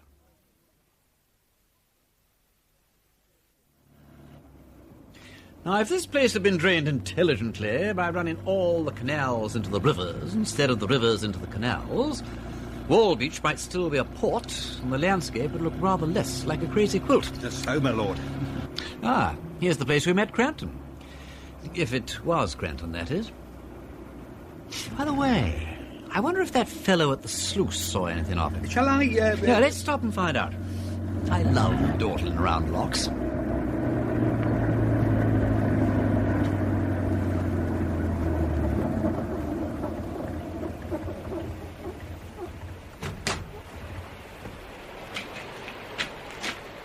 Good afternoon. Afternoon.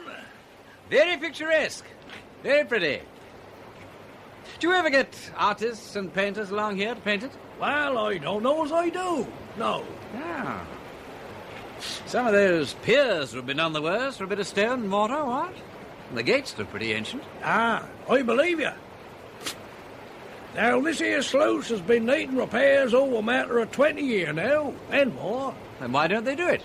Well, nobody knows whose job this here sluice is. Seemingly. But suppose you've got a lot of water up this way. Would the gates stand it? Well, they might and they mightn't. We don't get much water up here these days. You will, though, when they finish the new wash cut. Ah, so they say. I don't know. Some say it'll be no different. And some say as it'll drown the land round about Walbeach. Well, it seems ridiculous not to rebuild the gates. With all this unemployment about, too. Do you get many of the unemployed tramping round this way? Times we do, times we don't. I remember meeting a chap along the bank last time I was down here, on New Year's Day. I thought he looked a bit of a tough nut. Oh, him? Yes, well, he got took on at Ezra Wilderspin's place, but he soon had enough of that. Didn't want to do no work. Half on 'em don't. I suppose he'd come from Walbeach. I suppose I had, yes. He said so anyhow. Said he'd been trying to get work on the wash cut. Did he? He told me he was a motor mechanic. Ah, well, they'd say anything. He looked as if he'd worked a good bit with his hands. Why shouldn't there be work for men on the cut? That's what I was saying. Yes, sir. Well, that's easy to say them things. Well, I still think they ought to be able to absorb some of these men and give you a fresh set of gates.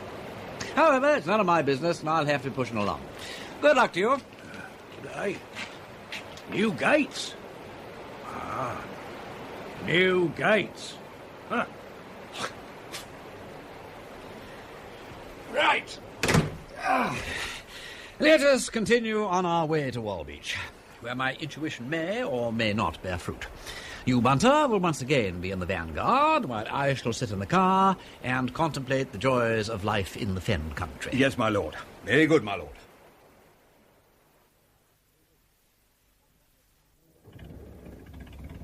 What luck this time, old lad? Quickly, my lord. What's up? Better move on quickly, my lord, because while the manoeuvre has been attended with a measure of success, it is possible that I have robbed His Majesty's mails by obtaining a packet under false pretences. What have you been doing, Bunter? Well, my lord, I inquired as instructed for a letter addressed to Mr. Stephen Driver, post restaurant, which might have been lying here some time. When the young person inquired how long a time, I replied, according to our previous arrangement, that I had intended to visit Walbeach a few weeks ago, but had been prevented from doing so, so that I understood that an important letter had been forwarded to me at this address under a misapprehension. Very good, Bunter. All according to Cocker. The young person, my lord, then opened a species of safe or locker and searched in it, and after the expiration of a considerable period, turned round with a letter in her hand and inquired what name I had said. Yes, these girls are very bird-witted. It would have been more surprising if she hadn't asked you to repeat the name. Quite so, my lord. I said, as before, that the name was Stephen or Steve Driver, but at the same time I observed from where I was standing that the letter in her hand bore a blue stamp. There was only the counter between us, and as you are well aware, my lord, I am favoured with excellent sight. Let us always be thankful for blessings, Bunter. I hope I may say that I always am, my lord. On seeing the blue stamp, I added quickly, calling to mind the circumstances of the case, that the letter had been posted in France. Very good indeed. The young person, my lord, appeared to be puzzled by this remark. She said in a doubtful tone that there was a letter from France which had been lying in the post office, but it was addressed to another person. Oh, hell. Yes, my lord. That thought passed through my own mind. I said, are you quite sure, miss, that you have not mistaken the handwriting? I'm happy to say, my lord, that the young person, being young and no doubt inexperienced, succumbed to this somewhat elementary strategy. She answered immediately, oh, no, it's as plain as print. M. Paul Taylor. At that point... Paul Taylor? Why, that was the name of the man Driver said he was looking for. Precisely, my lord. As I was about to say, at that point it was necessary to act promptly. I said at once, Paul Taylor, why, that is the name of my chauffeur. No disrespect, my lord, but in the momentary agitation of my spirits, my lord, I was not in a position to think as quickly or as clearly as I should have wished. Bunter, I warn you that I'm growing dangerous. Will you say at once, yes or no, did you get that letter? Yes, my lord, I did. Ah, excellent, Bunter. Well, it's all very illegal either way, but we'll get Blundell to put it right for us. I'd have suggested his doing it himself, but it was such a shot at a venture that I didn't think he'd gotten to it. And I didn't have a devil of a lot of faith in it myself. Anyway, it was my jolly old idea, and I wanted us to have the fun of it ourselves. My lord, I really... Now, don't start apologising anymore, Bunter. You are perfectly brilliant in two places, and I am as bucked as hell. Oh, thank you very much, my lord. And under the circumstances, we are now going straight to the Cat and Fiddle, where the port is remarkable and the claret not to be despised, to celebrate our deed of darkness and derring-do. It may, of course, not be... Not the right letter? Rot. It is the right letter, Bunter. It's damn well got to be the right letter.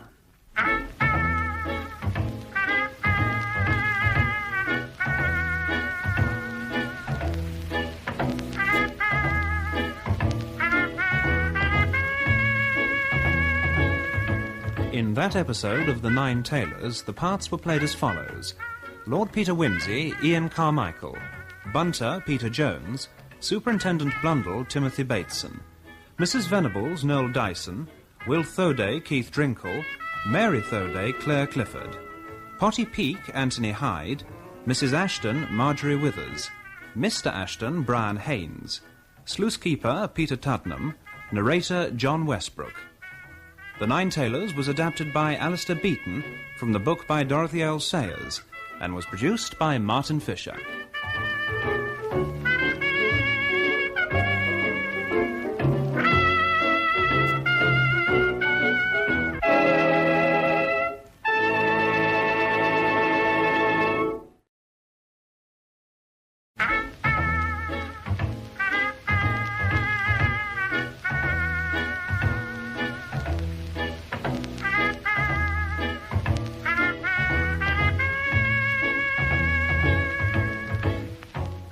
We present Ian Carmichael as Lord Peter Wimsey in The Nine Tailors by Dorothy L. Sayers, adapted for radio by Alistair Beaton, with Peter Jones as Bunter and Timothy Bateson as Superintendent Blundell.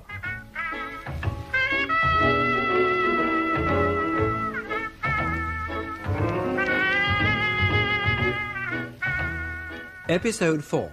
The Hunt Moves to France.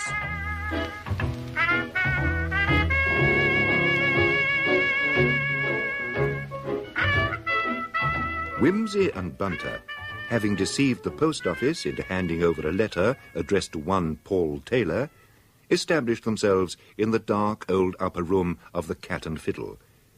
Lord Peter was convinced that the letter could provide a vital clue to the mystery of the unidentified body in the local churchyard.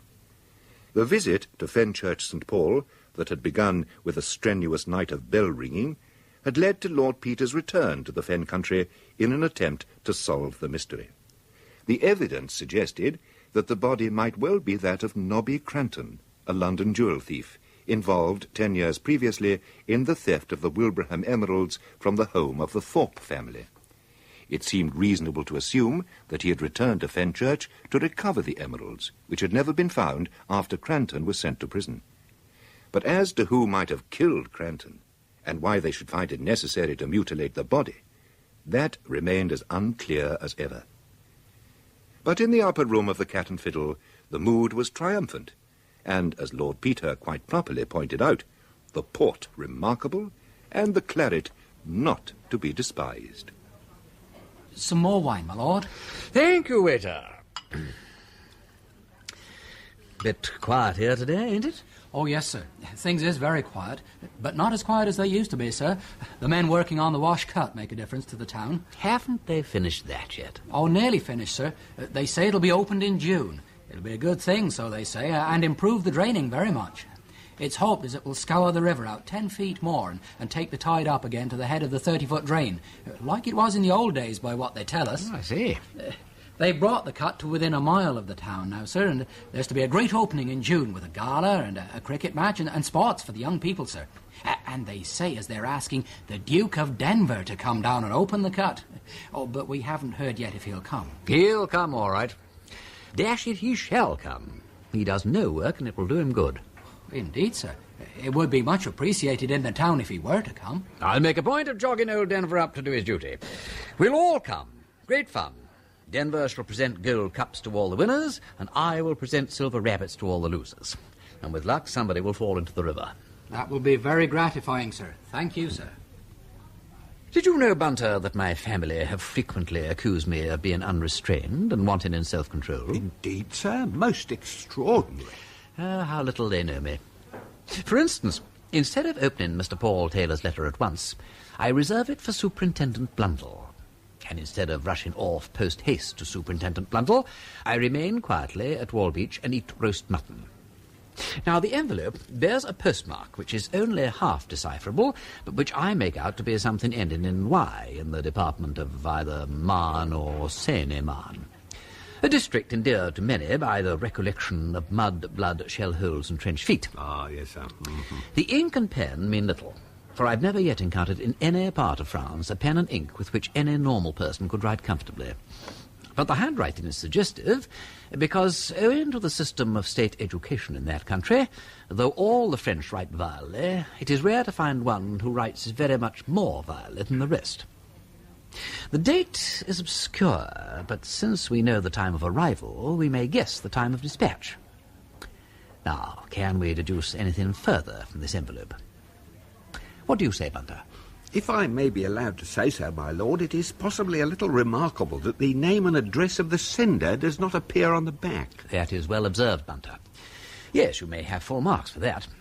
The French, as you have no doubt often noticed, seldom head their letters with an address as we do in England, though they occasionally write at the foot some such useless indication as Paris or Lyon, without adding the number of the house or the name of the street. They do, however, frequently place these necessary indications on the flap of the envelope, in the hope that the address may be thrown into the fire and irrevocably lost before the letter is answered or even read. It has sometimes occurred to me, my lord, to be surprised at that habit. Well, no matter.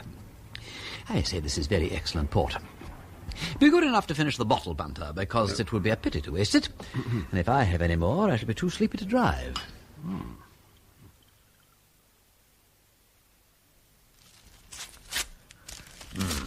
Right. Monsieur Marie. What's that mean, my lord? My dear husband. I never knew that Nobby Cranton was... Dash it, where does Cranton come into this? I never heard of it having any wife at all, let alone a French one. My dear Blundell, we don't know that Cranton comes into it at all. He came to Fenchurch St. Paul and asked for a Mr. Paul Taylor. This, presumably, is addressed to the Paul Taylor he was asking for. But they said Paul Taylor was a belle. Taylor Paul is a belle, but Paul Taylor may be a person. Who is he, then? God knows. Someone with a wife in France. And the other chap, Batty or something, is he a person? No, he's a belle, but he may be a person, too. Well, they can't both be persons, not reasonable. And where is this Paul Taylor, anyhow? Perhaps he was the corpse. Well, where's Cranton? They can't both be the corpse. That's not reasonable either. Oh, possibly Cranton gave one name to Ezra Wilderspin when he took a job with him as a motor mechanic, and gave another to his correspondent. Then what did he mean by asking for Paul Taylor at Fenchurch St. Paul? Perhaps that was the belle after all. Just see here, my lord. Doesn't seem reasonable to me. This Paul Taylor, or Taylor Paul, can't be both a bell and a person. At least not both at once. It sounds, well, kind of batty to me. Why bring Batty into it? Batty is a bell.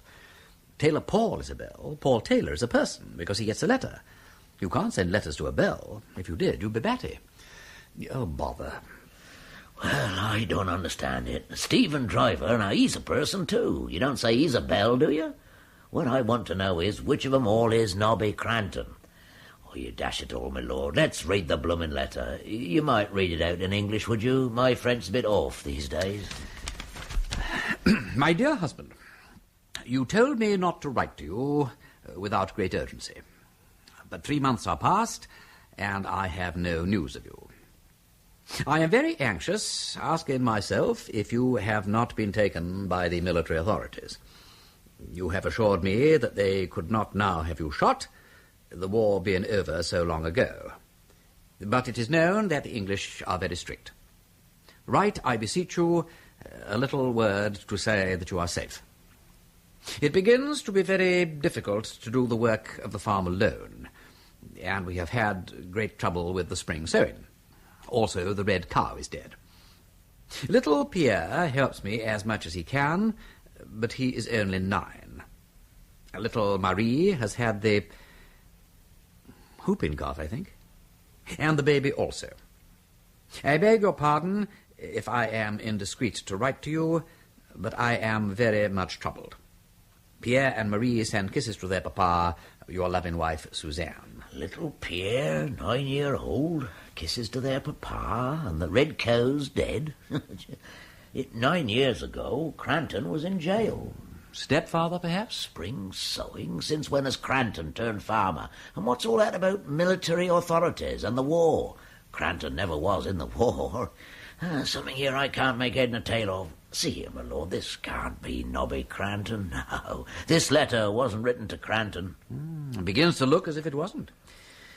But I still think it was Cranton I met on New Year's Day. Well, I'd best get on the telephone to London, and then I'll have to be seeing the chief constable about this. Whatever it is, it's got to be followed up. Ah, Bunter. Yes, my lord. Do you recall, Bunter, a young lady by the name of Hilary Thorpe? Yes, my lord, I do. A most agreeable young lady, the daughter of Sir Henry. Correct. Well, I've just received a letter from her, enclosing with it a piece of paper which she found in the belfry of the church on the Saturday before Easter Day. She forgot about it and has only now decided to pass it on to me. I should be grateful if you would read it, Bunter. It's causing me some confusion. I thought to see the fairies in the fields, but I saw only the evil elephants with their black backs. Woe, how that sight awed me. The elves danced all around and about, while I heard voices calling clearly. Ah, how I tried to see, throw off the ugly cloud, but no blind eye of a mortal was permitted to spy them. So then came minstrels, having gold trumpets, harps, and drums. These played very loudly beside me, breaking that spell. So the dream vanished, whereat I thanked heaven. I shed many tears before the thin moon rose up, frail and faint as a sickle of straw. Now, though the enchanter gnash his teeth vainly, yet shall he return as the spring return. O wretched man, hell gapes. Erebus now lies open. The mouths of death wait on thy end. Excellently read, Bunter. Well, what do you make of it? Is it a lost work by Sir James Barrie? Well, my lord, I should say it was written by a person of no inconsiderable literary ability who had studied the works of Sheridan Le Fanu, and was, if I may be permitted the expression, bats in the belfry, my lord. It strikes you that way. It doesn't look to you like a cipher message or anything of that kind? It had not occurred to me to regard it in that light, my lord. The style is cramped, certainly, but it's cramped in what I should call a consistent manner, suggestive of literary rather than mechanical effort. True, Bunter, true. It certainly ain't anything simple or bucolic of the every third word type. And it doesn't look as if it was meant to be read with a grid, because with the possible exception of gold, there ain't a single word in it that's significant. That bit about the moon is rather good, of its kind. Mannered but imaginative. Frail and faint as a sickle of straw. Alliteration's artful, what? Lefanu, did you say? Not a bad shot, Bunter. It reminds me a little of that amazing passage in Wilder's Hand about Uncle Lorne's dream. That was the passage I had in mind, my lord. Curious, Bunter mine, very curious. Ah, by the way, you'll find in the cupboard of your room an empty beer bottle of the quart variety. Indeed, my lord? Yes. I went up to the belfry again for a look round and found it parked away in a corner. Strange place for a beer bottle, what? So I wrapped it in a handkerchief and shall have it sent to London for a fingerprint check. Be so good as to see to that, will you, Bunter? Yes, my lord. I shall attend to it first thing tomorrow morning. Well, my lord, I'm glad to say that we've already had a response from the French police in response to our inquiries. Remarkable. Looks like they found the writer of the letter. It's a woman by the name of Susan Legrosse. It's been worked on by a Monsieur le Commissaire Rosier of Chateau somewhere or other in the department of Marne. Excellent. Well, I think that ought to be followed up at once, don't you agree, Blundell? Oh, yes, my lord. All depends, really, on who the Chief Constable decides to send to France. Yes. Do you speak French yourself, Blundell? Well, not to say speak it, my lord. I could order a spot of grub and maybe swear at the garçon a bit, but examining witnesses... Quite a different question. Yes. Indeed. Of course, if the Chief Constable were to entrust the inquiry to me, I could pop over in 2 takes. At my own expense, of course. Afraid he might consider that a bit irregular, my lord. Well, my French is my strong point, don't you know?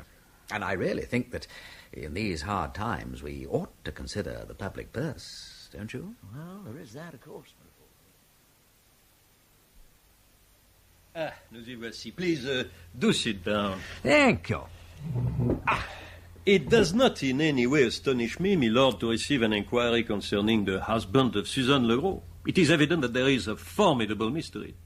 For 10 years I have said to myself, Aristide Rosier, the day will come when your premonitions concerning the so-called Jean Legros will be justified.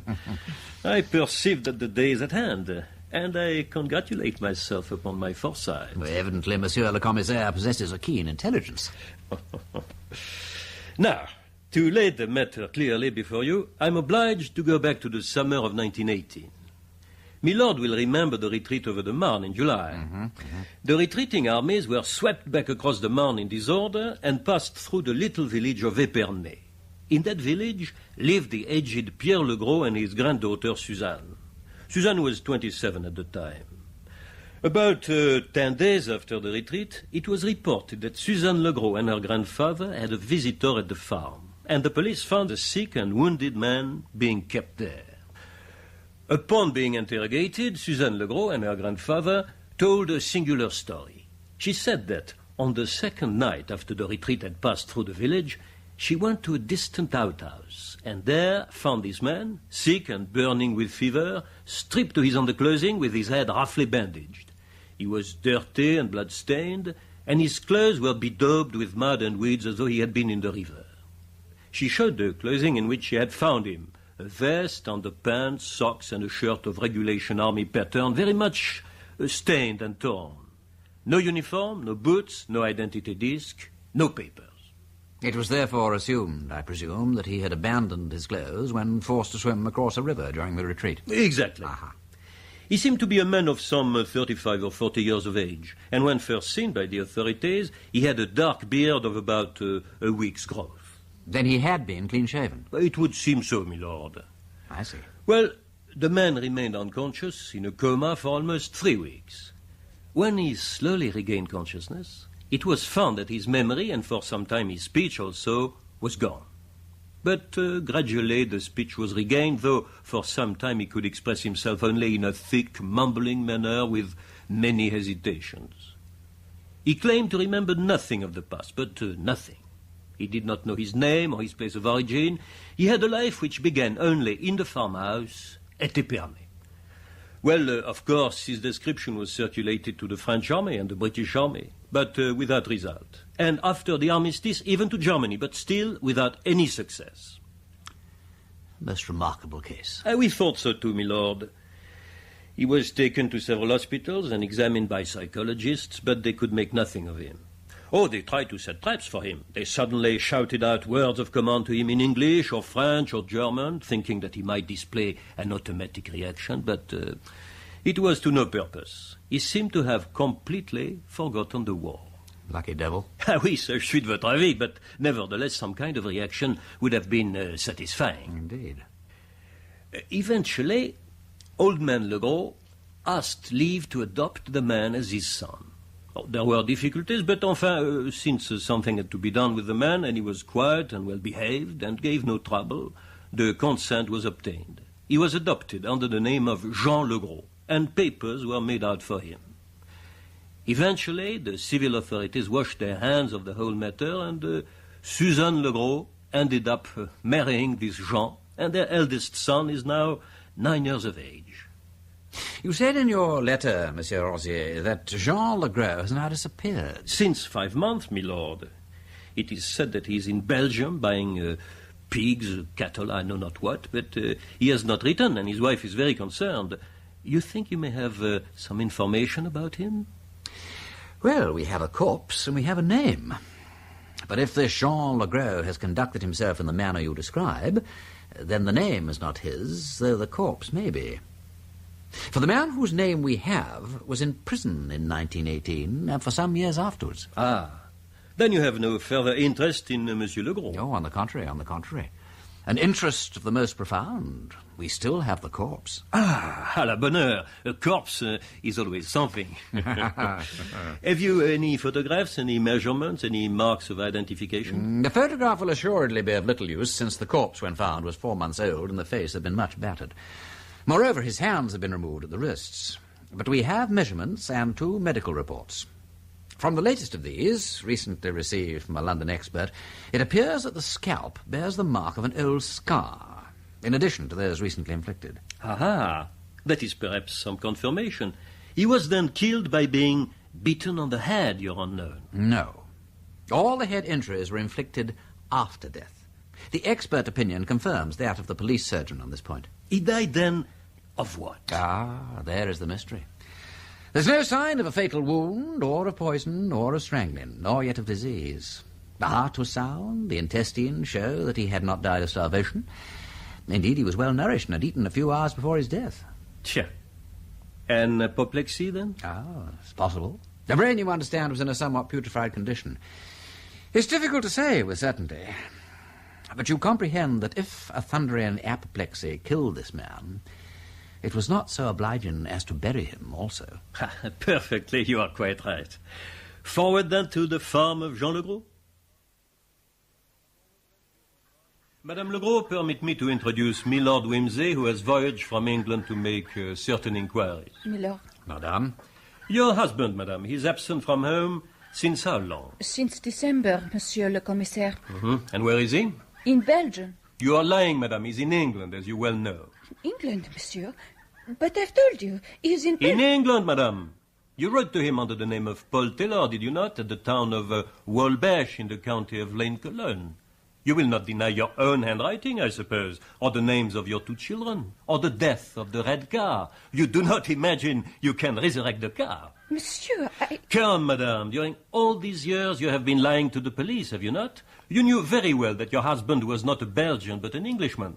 That his name was actually Paul Taylor. That he had not lost his memory at all. You have falsified papers, madame. That is a crime. Monsieur... This is your letter? Monsieur, since you have found it, I cannot deny it. But... Good. You admit the letter. My husband, monsieur. I implore you to tell me, where is my husband? Well, I am... Madame, we are greatly afraid that your husband is dead. Oh, mon Dieu. Je le savais bien.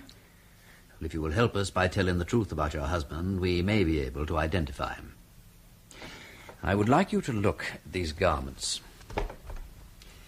Now, we don't know whether the man who wore these is your husband, but on my honor, the man who wore them is dead, and they were taken from his body. Let me look at them. You recognize them? Yes. They are his. I mended these garments myself. He is dead. My husband is dead. Oh, Jean. In that case, you can do him no harm by telling us the truth now. Yes. Yes, I understand. It is true. He was an Englishman, but he really was wounded in the 1918 retreat. He came to the farm one night. He had lost much blood and was exhausted. It is not true that he had lost his memory. He implored me to hide him because he didn't want to fight anymore. It was shameful, madame, to harbor a deserter. The English are very strict. They might have thought him a coward and shot him.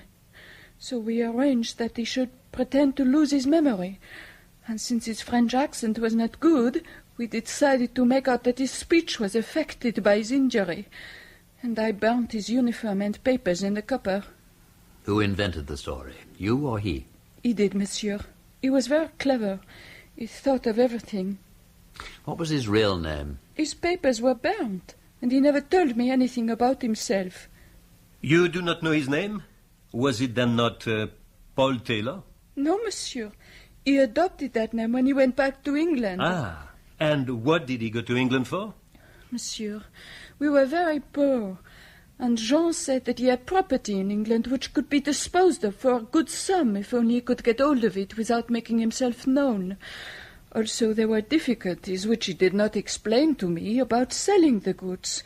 I do not know what they were, and for that he had to have the help of a friend. So he wrote to this friend, and presently he received a reply. Have you got that letter? No, monsieur, he burnt it without showing it to me. He chose the name of Paul Taylor to go to England, and he laughed very much when the idea came to him to call himself so. And then the friend sent him papers made out in the name of Paul Taylor, British subject. And you know nothing of the nature of this property in England? No, my lord. Nothing whatever. Was it land security? Valuables? I don't know, monsieur. Monsieur le Commissaire, could you let me have that photograph of Cranton? Cranton? Of course, yes. Here you are, my lord. Madame Legros, look carefully at this. Is that your husband as you first knew him? No, monsieur. That is not my husband. It is not in the least like him. You have deceived me. He is not dead, and I have betrayed him. He is dead, madame. It is this man who is alive.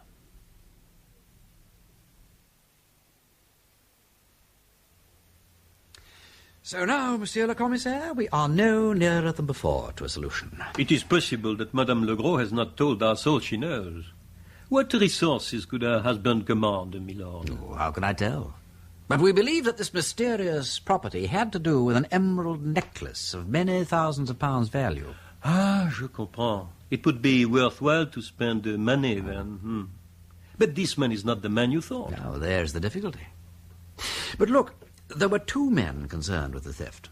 One, a London jewel thief. Cranton? Cranton, that's right, Nobby Cranton. The other was a domestic servant. Now, we don't know which of them had the jewels. It's a long story, but you heard that this Jean Legros wrote to a friend in England, and that friend may have been Cranton. Now, Legros can't have been the servant who stole the jewels in the first place, for that man is dead. But let us suppose that before dying, the thief communicated to Legros the secret of where the emeralds are hidden, and also the name of Cranton. Legros then writes to Cranton and proposes a partnership to find the jewels. Cranton doesn't believe and asks for proof that Legros really knows something. Legros sends a letter which satisfies Cranton, and Cranton in turn procures the necessary papers for Legros. Then Legros goes to England and meets Cranton. Together they go and discover the jewels. Then Cranton kills Legros in order to have the lot for himself. How's that, monsieur? After all, Cranton has disappeared. Oui, it is very possible, my lord. It is certain that there is more than desertion behind this change of name and Legros' fear of the British police. But if the man was an old jailbird, the thing understands itself. But there are still many difficulties. Quite. But if my explanation is correct, one thing is certain. And what is that, my lord? Both the jewels and the murderer are to be found in England.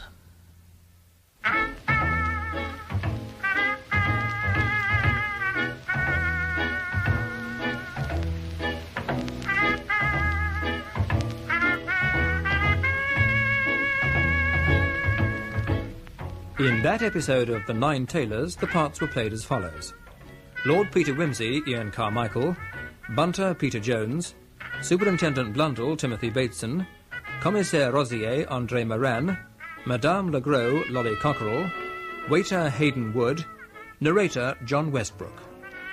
The Nine Tailors was adapted by Alistair Beaton from the book by Dorothy L. Sayers and was produced by Martin Fisher.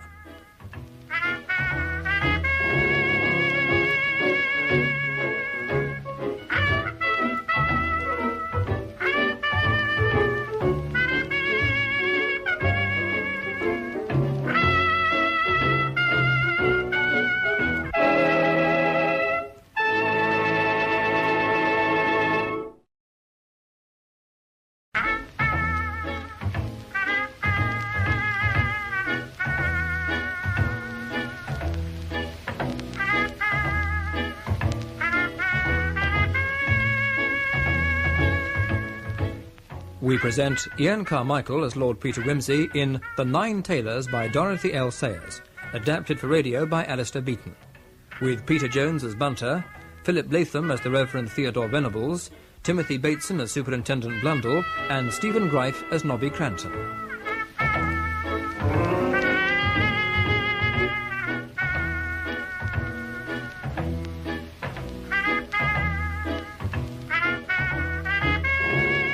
Episode 5, A Question of Identity.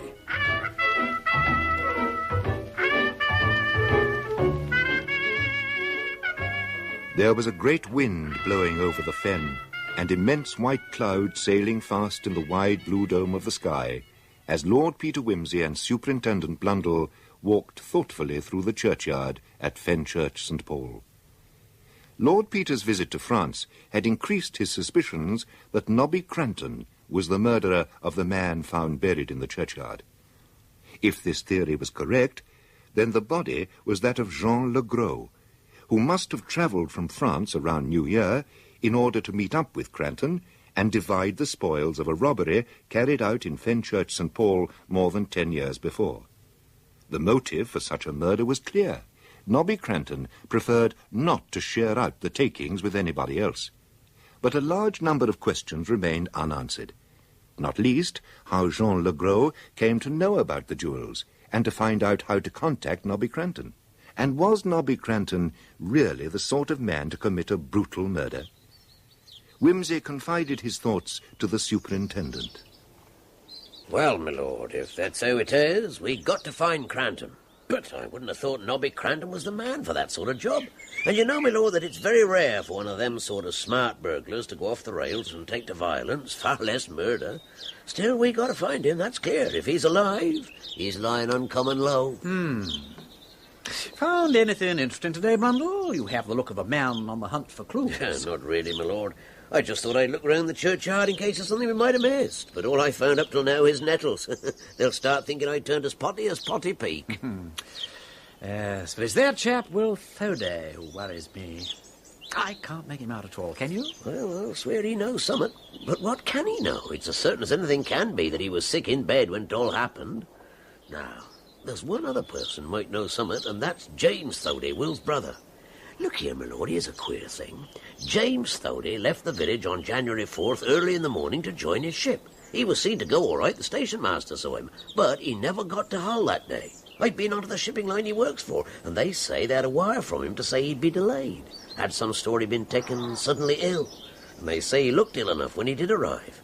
I've told them to get in touch with him as quick as they can. Where was the wire sent from? London, from a post office near Liverpool Street. He might have picked up influenza from his brother. So he might. Still, he was fit to sail the next day, and it looks funny, don't you think? He'd have had plenty of time to go up to London and come down here again. He might have come part of the way by train and the rest by car or motorbike. You think he was in with Will over the thing? Yes, well, I see. Will Thoday is in a conspiracy with Legros to get the emeralds, is that it? He then gets flu and can't do the job himself, so he arranges with brother Jim to do it for him.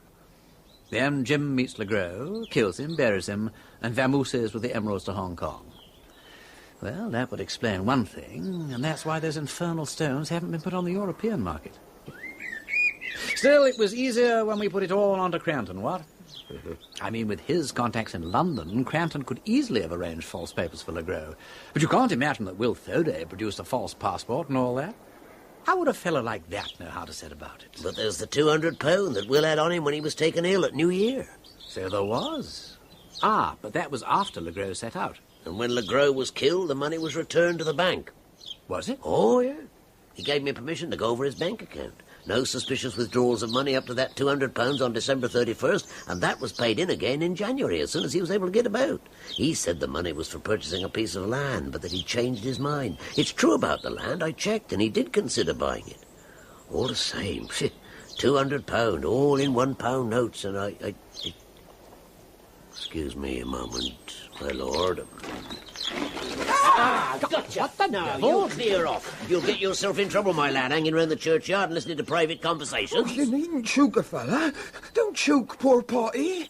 If you knowed what I know... What do you know? I seen him. Number 9. I seen him a-talking to Will Thoday in the church. But the Tailors was too much for him. Him with the rope. He got him. And they'll get you too, Potty knows. Who was talking to Will in the church? Why, him over there, him in the grave. The black-bearded man. There's 8 in the belfry and 1 in the grave. That makes 9. Him as calls a pail, you won't get him, oh no. I'll see here. You're a clever fellow, Potty. When did you see Will Thoday talking to the black-bearded man? It was Monday night, that's when it was. There was cool pork and beans for dinner. That's good, cool pork and beans. Parson, he preached about thankfulness. Be thankful for Christmas, he say. So Potty slips out that night to be thankful again. Oh, you got to go to church to be thankful properly, ain't you, sir? And there was the church door a-standing open. So Potty creeps in, careful like, see, and there's a light in the vestry. Oh, Potty was frightened. Potty hides behind old Batty Thomas, and then Will Thoday comes in. You sure of that, Potty? Yeah. Potty hears him talking in the vestry. Will Thoday, then he cries out, and he fetches a rope from the chest. Oh, Potty don't want to see no one hanged. And what did you do then, Potty? Oh, Potty runs away. He looks in at the vestry window, and there's a black-bearded man a-laying on the floor, and Will a-standing him over him on the floor. Ropes. Potty dreams of ropes. 9 ropes. 1, 2, 3, 4, 5, 6, 7, 8... And this one's 9. I think you were dreaming all the time, Potty. Yeah. It were only one of poor Potty's dreams. 1, 2, 3, 4, 5, 6, 7, 8... And now there's 9. 9 tailors makes a man. What are we to make of that? Well, I think he saw something, all right. Or how did he know that the rope was gone from the coat chest? That's true. Unless he were hiding in the churchyard and saw you and me finding the rope. When do you think the rector preached about thankfulness for Christmas? Well, that'd be the Sunday after, December 30th. We can easily check up on that with the rector. Perhaps you should see Will Thoday again. Perhaps I should. Not that I believe a single word Potty says. Now about Jim Thoday. How does he come into it now? I don't know, Super, but there is one thing I'm sure of. It was no sailor put those knots into the rope we found in the well. I'll take my oath on that. By the way, have a look at this, will you? Young Hilary Thorpe sent it to me. It's a piece of paper she found in the belfry on the Saturday before Easter Day.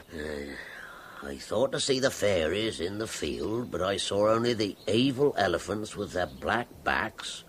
Woe, and how that sight awed me. The elves danced all around and about, while I heard voices calling clearly. Minstrels, gold trumpets, harps, and drums. Well, my lord, I don't know what to make of that. Sounds Potty. I don't think Potty could rise to such heights. I think it may be some form of cryptogram. Indeed, my lord. I shouldn't care to have to decipher it. No, quite. It's already shown itself to be far from simple. But I've not yet given up hope of cracking the code. If there is a code, my lord. As you say, Blundell, if there is a code.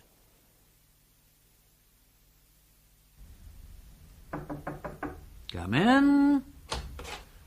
Lord Peter. Ah. I do hope you're not working yourself to death. No. I have ventured to bring a little comfort for the inner man. Oh, thank you. As these nights of early summer so chilly. And my wife thinks you might like to use this foot muff. Oh, that's very kind. Well, our maid Emily should have brought it to you, but sometimes she's as forgetful as I am. There's always a draught under that door. No, allow me. Yeah, thank you. Thank you. Slightly moth-eaten, I fear, but still affords protection. Well, this is most kind of you, Padre. Do give my thanks to Mrs. Venables. Yes, indeed I will. Now, you must not let me disturb him. Oh, dear me. Now, what's that? Oh, are you pricking out a peal of bells? Oh, no. I see they're letters, not figures. My eyesight is not as good as it was. Oh, no, I'm rudely prying into your affairs. No, not a bit, Padre, not a bit. Well, it does look rather like a peal, doesn't it? Yes. No, it's still this wretched cipher. Finding that a number of letters formed a multiple of 8, I'd written it out in 8 columns, hoping for lawn there that something might come of it. But now you mention it, I suppose one might make a simple sort of cipher out of a set of changes. How would one do that? Well, by taking the movements of one bell and writing the letters of your message in the appropriate places and then filling up the places of the other bells with, well, any letters you like. Yes. No, I don't quite... Well, look, for instance, take a plain course of grandsire doubles. And suppose you want to convey the simple and pious message, come and worship. Yes, indeed. Well, you would select one bell to carry the letters of the message. Let us say number 5 bell. Then you would write out your plain course, and wherever number 5 came, you would put one letter of your message. Ah, I see. Of course, the message would be hidden in one nonsensical paragraph, but the man who received it would simply divide the whole shooting match into vertical columns, one for each bell. Then he would run his pencil down the course of number 5 and read out the message. But have you tried this method on the cryptogram? Well, no, I haven't. I've only just thought of it. Now then, when Cranton came to Fenchurch St. Paul, he asked for Paul Taylor. I suspect because Deacon had told him that Taylor Paul or Batty Thomas knew where the emeralds were. Yes, indeed. Now, that may refer to the cipher, of course. Come on, let's have at it. Let's try Kent Treble Bob. All right. Well, we'll take Taylor Paul first. Now, she starts in the 7th place, H. Then 8th place, E. Back to 7th, S. To 6th, I. To 5th, T. H-E-S-I-T. Hesit. Oh, well, it's pronounceable at any rate. Dodge up into 6th place again. T. T, indeed. Down to 5th. E. E. To 4th. T. To 3rd, H. Hesiteth. No, hang on. Hello, Padre. We have got 2 words anyhow. He sitteth. Perhaps he is the necklace. He sitteth. He sitteth between. Now, that's part of a verse from Psalm 99. He sitteth between the cherubim. Now, the next letter should be B. Be the earth never so quiet. Well, it ain't a B. It's another T. No, there ain't a B anywhere. But wait a moment. Let's carry on. T, H, E, I. No, as you were. Look, it's the Isles. The Isles may be glad thereof. Psalm 97. Excellent. One more bit. A, S, T, H, E, R. I have it. As the rivers in the south. Now, that's Psalm 126, verse 5. Well done, Padre. He sitteth between the cherubim. The isles may be glad thereof, as the rivers in the south. But what the dickens is one to make of it?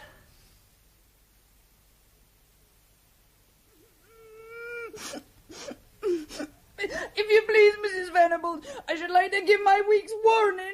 Good gracious, Emily, what on earth is the matter with you? If you'll allow me to explain, Mrs. Venables. I'm sure I ain't got no fault to find with you, and Rector has always been that kind.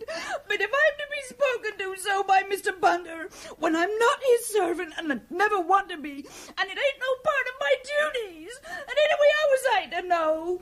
I did ought to have been told, and it ain't my fault, and so I told Mr. Bunter. Well, now, Bunter, what is all this trouble about? I beg your pardon, madam. I fear that I forgot myself. But I've been in his lordship's service now for going on 15 years, counting my service under him in the war, and such a thing has never yet befallen me. In the sudden shock and the bitter mortification of my mind, I spoke with considerable heat. I assure you that it will not occur again. But what is it all about? That quart beer bottle, madam, standing there on the table, was found by his lordship. In the church belfry, I believe. It was entrusted to me, and I intended photographing it this morning before sending it to Scotland Yard to be examined for fingerprints. Yesterday evening, it seems that this young woman entered the room during my absence, investigated the cupboard, and removed the bottle. Not content with removing it, she dusted it. If you please, I didn't know it was wanted. A nasty, dirty old thing. So I gives it a dust and... Now the fingerprints have all gone. And what to say to his lordship, I do not know. Oh, dear, oh, dear. I don't know what to do. You will understand my feelings, madam, when I think of his lordship waking to a new day and not knowing of the blow which is in store for him. He's rung twice, and he'll know by the delay that something of a calamitous nature has occurred. Bunter? My lord. What the devil's happened to my tea? Oh, I beg your pardon, Mrs. Venables. Do excuse my language. Oh, and my bathrobe, what? I didn't know you were here. Oh, Lord Peter, such a dreadful thing's happened. Your man is so terribly upset, and this silly girl, she meant well, of course, and it's all a mistake, but we've dusted all the fingerprints off your bottle. I did it! I dusted it! I didn't know! Bunter? Yes, my lord. Take up my tea and throw the bottle in the dustbin. What's done cannot be undone. Let it be a warning to you never to seek for happiness out of a bottle. Emily, if you cry any more, your young man won't know you on Sunday. Yes, sir. That will be all, Emily. Yes, ma'am. Don't worry about the bottle, Mrs. Venables. I always loathe the sight of it anyway. I beg you will not give another thought to it or to Emily either. She's a particularly nice girl, isn't she? What's her surname, by the way? Holiday. She's some relation to Mary Thurday. Though, of course, in this village everybody is related to somebody or other. It comes of being such a small place. Though now they all have motor bicycles and the buses running twice a week, it isn't so bad. And there won't be so many unfortunate creatures like Potty Peak. Just so, Mrs. Venables. Just so.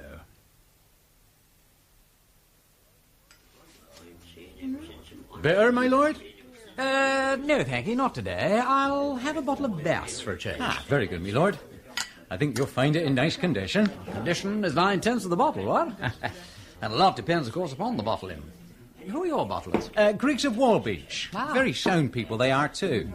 Look at that. Clear as a bell. There's certainly nothing wrong with this. Your health. Won't you take something yourself? Oh, thank you, my lord. You don't mind if I do. There we are. As nice a glass of Bass as you could wish to see. Do you do much in the way of quart bottles? Quarts? No, not much demand for quart bottles of beer. Of course, Will Thoday, he had quite a few while his brother Jim was at home. Did he indeed? Excellent beer you serve here, landlord. Excellent beer. My lord! My lord! Yes, Superintendent. What can I do for you? Oh, there you are, my lord. Hey, we got Cranton. No. Yes, my lord. They've run him to earth in a place in London. I heard from them this morning. I'm going up to interrogate him. Would you like to come? Rather. Maybe our friend Cranton will be able to help with the cipher. I've cracked the code, by the way. Have you? Oh, that's wonderful, my lord. Yes, but I wish it were. It doesn't take us any further forward there, I'm afraid, but I am certain it's a clue to where the emeralds are hidden. And, incidentally, I think it was that Legros sent to his friend in England as a guarantee that he could lead him to the Wilbraham emeralds. And another thing. Here. Compare the paper on which the cipher is written with the paper on which Susan Legros sent the letter to her husband in England. By Jove, my lord, they're the same. Might have come out the same packet. I wonder if Cranton will be able to shed any light on that interesting coincidence. Well, of course, if your lordship recognises me, that's done it. I'll have to come clean, as the sheet said to the patent washer. Well, it's a fact that I was in Fenchurch St Paul on New Year's Day, and a lovely place it is to start a Happy New Year in, I don't think. If you ask me, I think it's damn slack of you flatties not to have dug me out earlier. What we pay rates and taxes for, I don't know. Don't waste your breath giving us lip, Cranton. When did you start growing that face fungus? In September? What was the idea? Oh, I thought they'll never know Nobby Cranton, with his handsome features all hidden in black hair.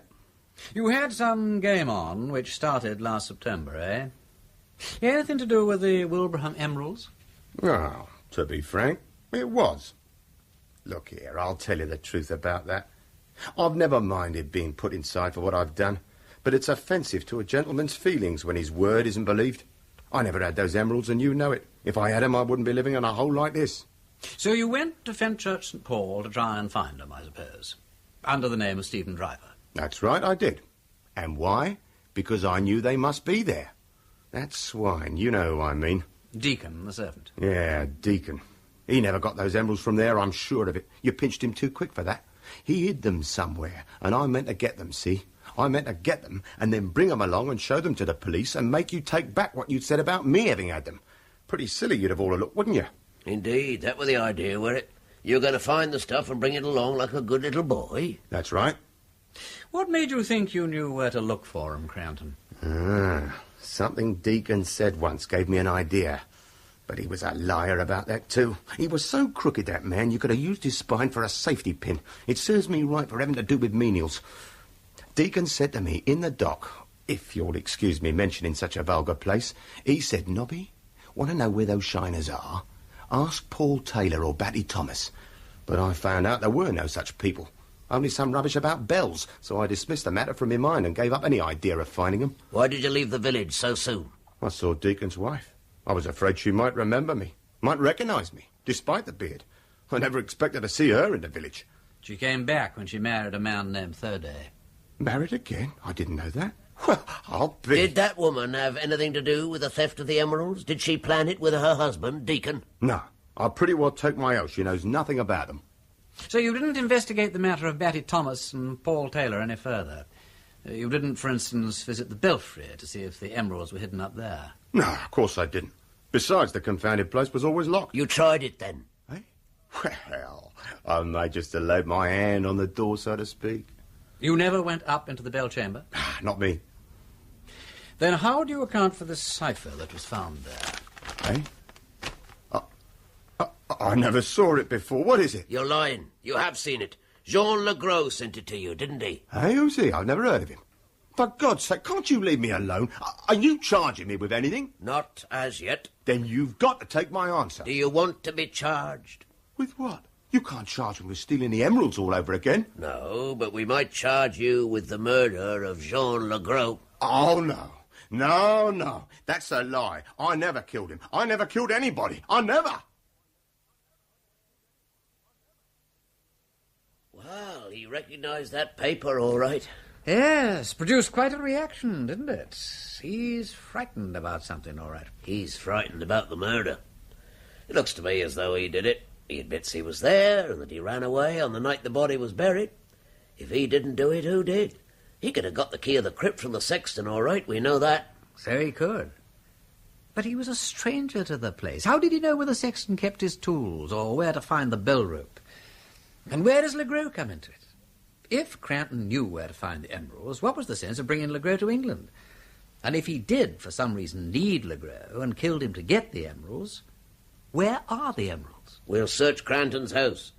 I don't somehow think we'll find them, but if we do, then we can arrest Cranton for murder. I'm sure of that. If not, we'll be forced to release him. Where thy treasure is, there shall thy heart be also. Yes, the heart of this crime super is down at Fenchurch St Paul. That is my prophecy. Care to have a bet on it? Oh, but you see, you will find the same sort of arrangement in most of the Fen churches. Mm-hmm. At the Upwell Church near Wisbeach, for example, they put up a gallery in the south aisle. Very unfortunate. Well, the cherubim are almost totally obscured. Some more Yorkshire pudding for you, Lord Peter? No, thank you, Mrs. Venables. Absolutely delicious, but I couldn't manage another morsel. About 10 years ago, we took down the galleries in our church. Hideous, cumbersome things they were. They made the church so dark, too. I always used to say it was a regular blind man's holiday underneath those galleries. Do you mean the gallery in your church ran close to the cherubim in the south aisle? Yes, and you see they ran right across the aisle windows, blocking the light, and it... He sitteth between the cherubim. The isles may be glad thereof, as the rivers in the south. The cryptogram? Exactly. Do you mean the emeralds are hidden between the cherubim in the south aisle? Were hidden, perhaps. Where did the servants from the Thorpe's house sit before the gallery was taken down? Why, they used the gallery. Good gracious. Then Deacon hid the emeralds somewhere in the gallery. In the roof above the gallery, I suspect. Well, we must hasten and... Oh dear. Now, today is Sunday. Perhaps we could get a ladder tomorrow morning. We're still rather touchy about the fourth commandment here. I don't think we need hurry, Padre. This will be purely for fun. By way of shutting the stable door after the steed has been stolen. Right, Brundle. Let's get the ladder up over here. No. The servants used to sit further to the right. Over here? That's it. Splendid. Right, now then. You hold the ladder steady, Brundle. There's a good fellow. Right, oh, my lord. And up we go.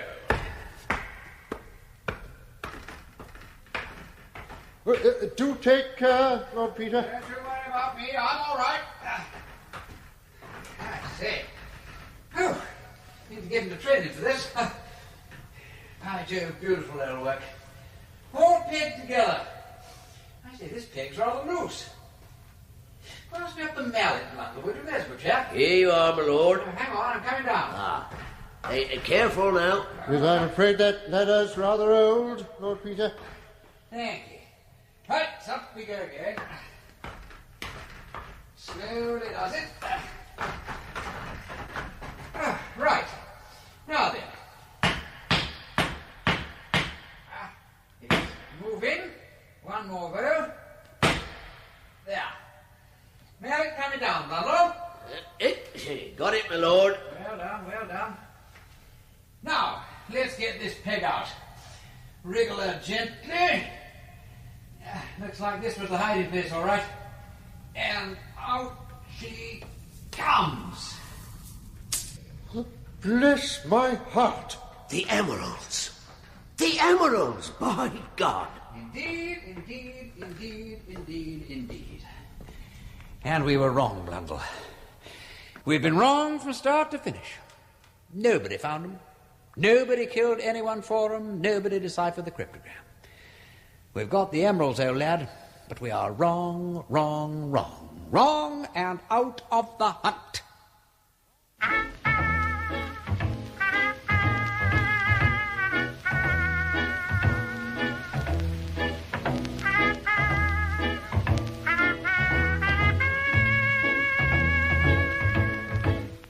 In that episode of The Nine Tailors, the parts were played as follows. Lord Peter Wimsey, Ian Carmichael; Bunter, Peter Jones; the Reverend Theodore Venables, Philip Latham; Superintendent Blundell, Timothy Bateson; Nobby Cranton, Stephen Greif; Mrs. Venables, Noel Dyson; Emily, Jenny Twigg; Potty Peak, Anthony Hyde; Donington, John Church; narrator, John Westbrook. The Nine Tailors was adapted by Alistair Beaton from the book by Dorothy L. Sayers and was produced by Martin Fisher.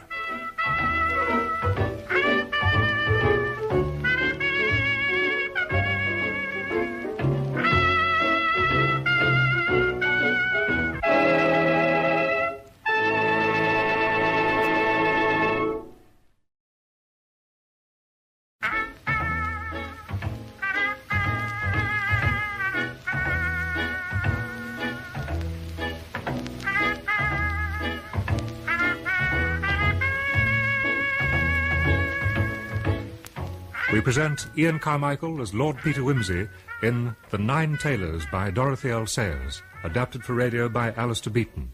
with Timothy Bateson as Superintendent Blundell, Philip Latham as the Reverend Theodore Venables, and Stephen Greif as Nobby Cranton.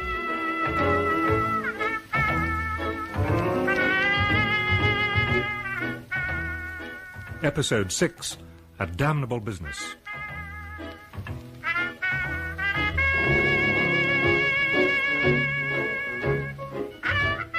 In the village of Fenchurch St. Paul, Lord Peter Wimsey was to be seen entering the church. Unlocking the door in the tower, he made his way up the spiral staircase.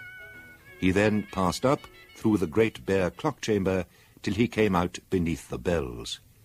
If their tongues could speak, they could tell him what they had seen. But they had neither speech nor language. Somewhere in or near this church, a man had been murdered at New Year. Then the murderer had mutilated the body to prevent identification and buried it on top of the coffin in Lady Thorpe's grave. That there was a connection between this and the theft of the Wilbraham emeralds 10 years before was already clear.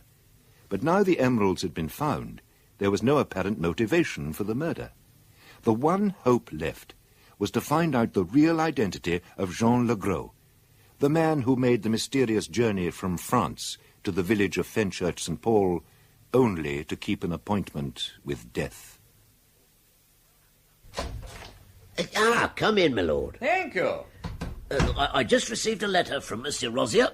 We now know who this Jean Legros really was. Ah, splendid. I only hope it helps. Apparently, the French police searched Suzanne Legros' house and found her husband's original identity disc.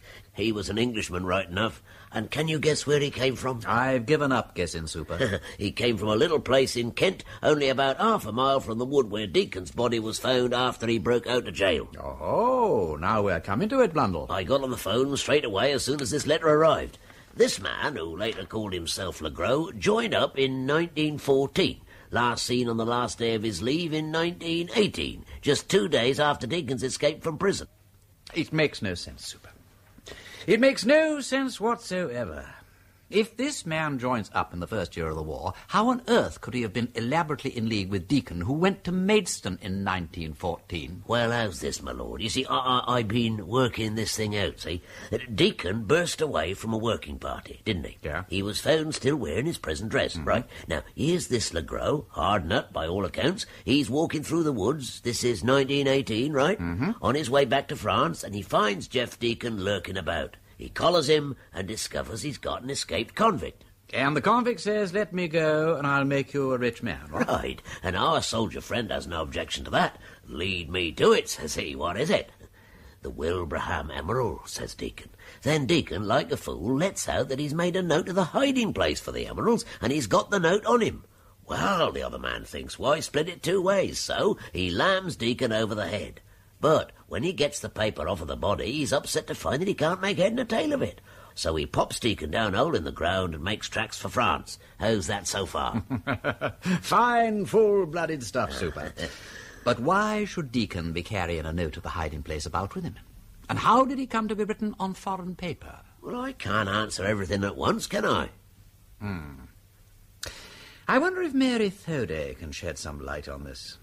I wonder if she would recognize the cryptogram. So you think she was in on the crime when she was still married to Jeff Deacon? Well, I'm not sure.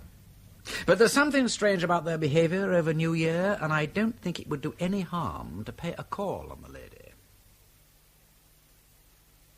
I hope you'll forgive me, Mrs. Thoday, if I take your mind back to a rather painful episode. I mean to say, bygones are bygones and all that, and one hates digging anything up, what? But when it comes to dead bodies in other people's graves and so on, well, sometimes one gets pondering about them and all that sort of thing, don't you know? Yes, indeed, my lord. Well, would you mind taking a look at this photograph? See if it rings a bell. Him? Oh, I remember him, my lord. That was Nobby Cranton, that took the necklace and was sent to prison same time as Mr. Deacon, my first husband. Do you know that this man is also Stephen Driver? What? You mean the man who was here in the village at New Year? No, this can't be Driver. Driver had a beard. Especially grown for the occasion. Yes. I suppose now you've told me, you can tell it's the same man. Does that mean Cranton's dead? Nobby Cranton is very much alive and kicking. And you had no idea that it was the same person? You never recognised Driver? I had no idea it was Cranton. If I'd ever had such a thought, I'd have spoken to him. I'd have got out of him where he put those emeralds. And what do you suppose Nobby Cranton came down here for? Doesn't that show, my lord, that it was him as hid them after all? But Nobby Cranton claims he was told in the dock by your late husband that the emeralds were here, that he should ask for Tailor Paul and Batty Thomas to find them for him. I don't understand that, my lord. Well, looky here. There may be some connection with this cryptogram. Have you ever seen the writing before? Oh, that writing? You recognise it? No, my lord, no. Really? We had an idea that it might have been written by some man your late husband knew when he was in jail. Did you ever hear of anyone called Jean Legros? No, my lord. And you never knew anyone called Paul Taylor? No, never. Oh, well, I just wondered. Where did this paper come from? Oh, this. It was picked up in the church, in the belfry. In the church? Well, I mustn't bother you any more, Mrs. Thorpe. I just wanted to clear up this little point about Cranton, that's all. Forgive my barging along and bothering you about what's forgotten. Oh, by the way, I gather from Mr. Venables that you and Will didn't go to church this Sunday. Well, no, we didn't, as it happens. But if you don't mind my saying so, that's our business, my lord. You're quite right. Absolutely. No reason for going to church if one doesn't feel like it, is there? Well, my lord, I sent that cryptogram to the governor at Maidstone, where Deacon and Cranton were held, and whose do you suppose the writing is? I've been thinking it over, Super, and I think it must have been Deacon's. Yes, well, you're quite right, my lord, it is. When I showed the paper to Mary Thorpe, I felt sure that she recognised the writing. How did it come to be written on that foreign paper? Did old Lady Thorpe ever have a foreign maid? She had a French cook. At the time of the theft? Yes, she left there when the war broke out, I remember. Oh, and that's clear enough then, ain't it? Deacon invented his cryptogram before he hid the emeralds. He couldn't have taken it to prison with him, therefore he must have handed it to somebody. To Mary? Well, perhaps. And she must have sent it to Legros in France. But why him? I thought it were a bit reckless, if you'll excuse me, my lord, showing that paper to Mary Thorpe. She skipped. Skipped? First train to London this morning, and Will Thorpe with her. Good God. You may say so, my lord. Gone off, that's what they done. Well, I admit I didn't expect that, but... Ah! Of course!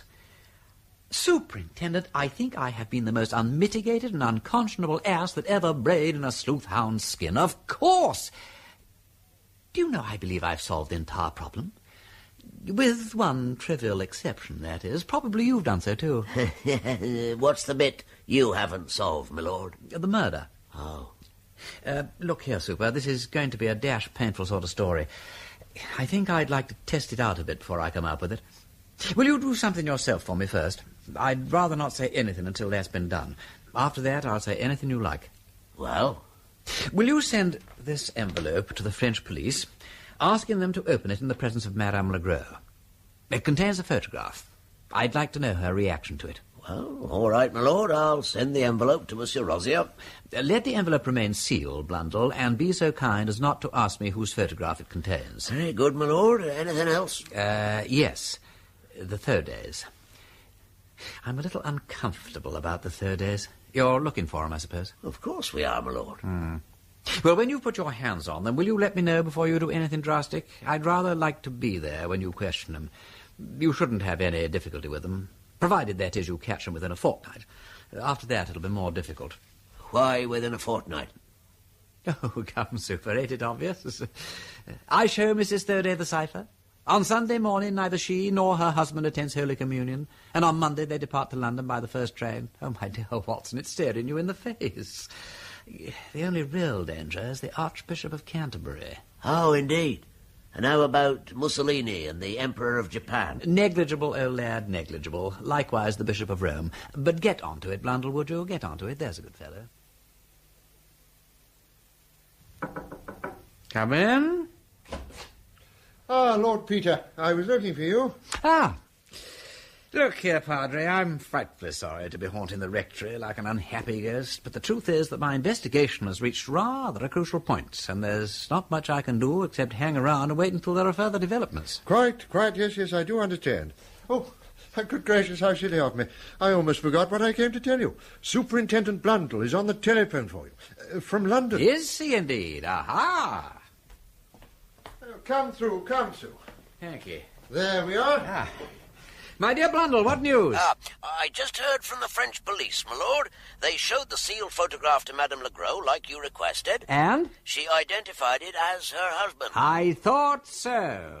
If you don't mind me asking, my lord, whose photograph was it in the sealed envelope? Don't you know, Super? It was Jeff Deacon, of course. Deacon? Deacon.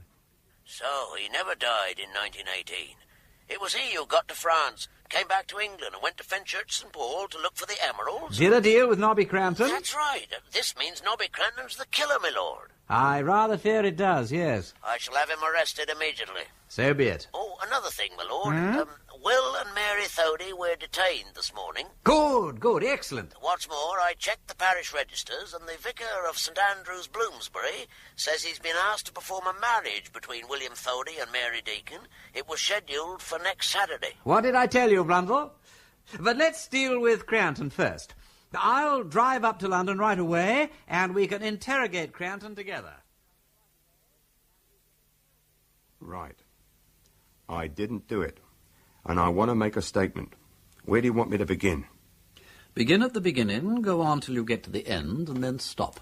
What you want to know is, how did I first hear that Deacon was still on deck, eh? Let's have the truth now, Cranton. Very well.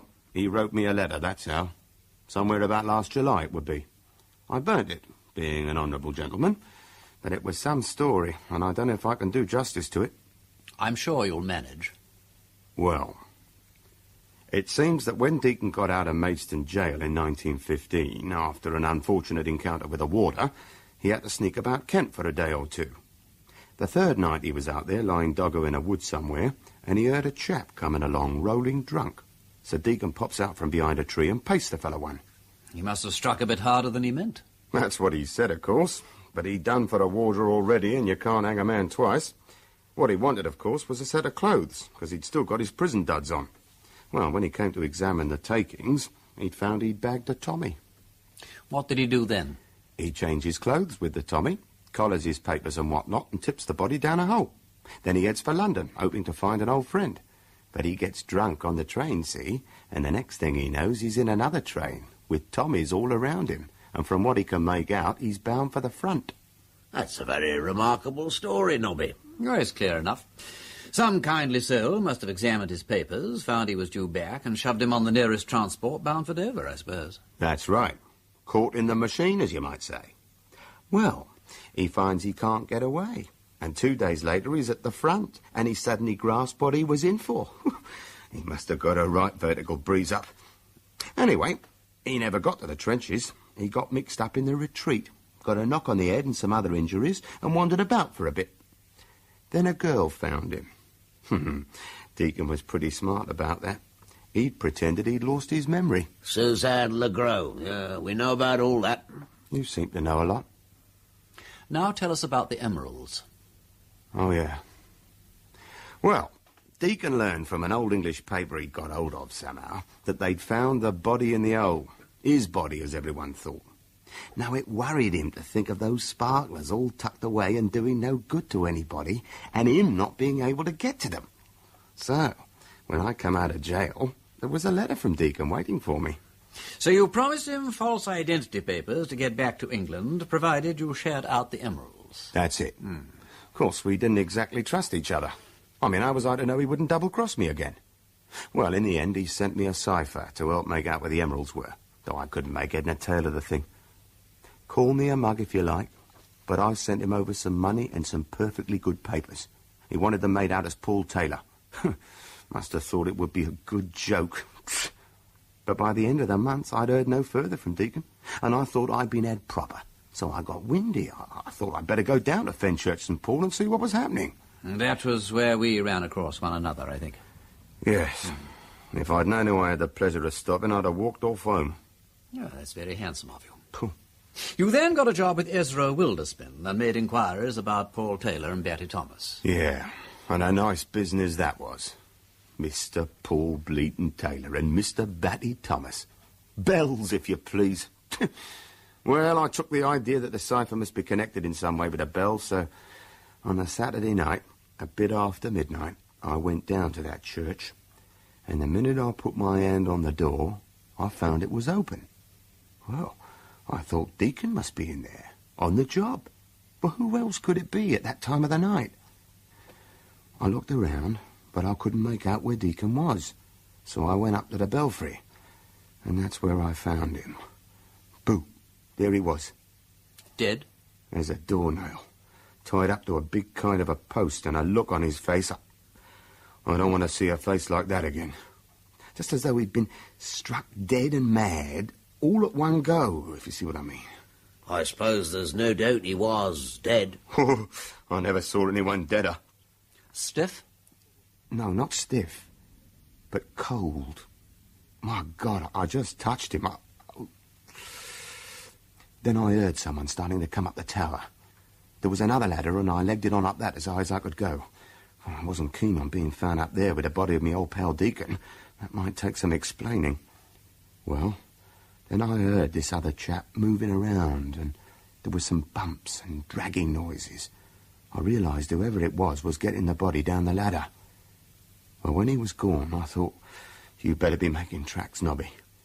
But it was awkward, see, going down in the dark, and after a bit I switched my torch on, and I wished I hadn't. There I was, and those bells just beneath me, and God, I hated the look of them. I went all cold and sweaty, and the torch slipped out of my hand and fell and hit one of the bells. I'll never forget the sound it made. It wasn't loud, but it was terribly sweet and threatening. And it went humming, on and on and on. And a whole lot of other notes seemed to come out of it. You'll think I'm loony, but I tell you, that bell was alive. You got too much imagination, Nobby. No, you wait, Blundell. You wait till you get stuck on a ladder in a belfry in the dark. Bells are like cats and mirrors. They're always queer, and it don't do to think too much about 'em. Well, after a bit, I crawled on down. It felt like hours. Oh, I dare say it wasn't more than 5 minutes. I groped around and found the torch, but I discovered later I'd lost the cipher. Must have come out of my pocket when I pulled the torch out. Well, in the end, I got out of that church, and I ran and ran. God, how I ran. But see here, what I've told you is the truth and the whole truth. I swear to you, Deacon was already dead when I found him. I don't ever want to go back to Fenchurch St. Paul, sir. I don't mind telling you. Yes, I know what you mean.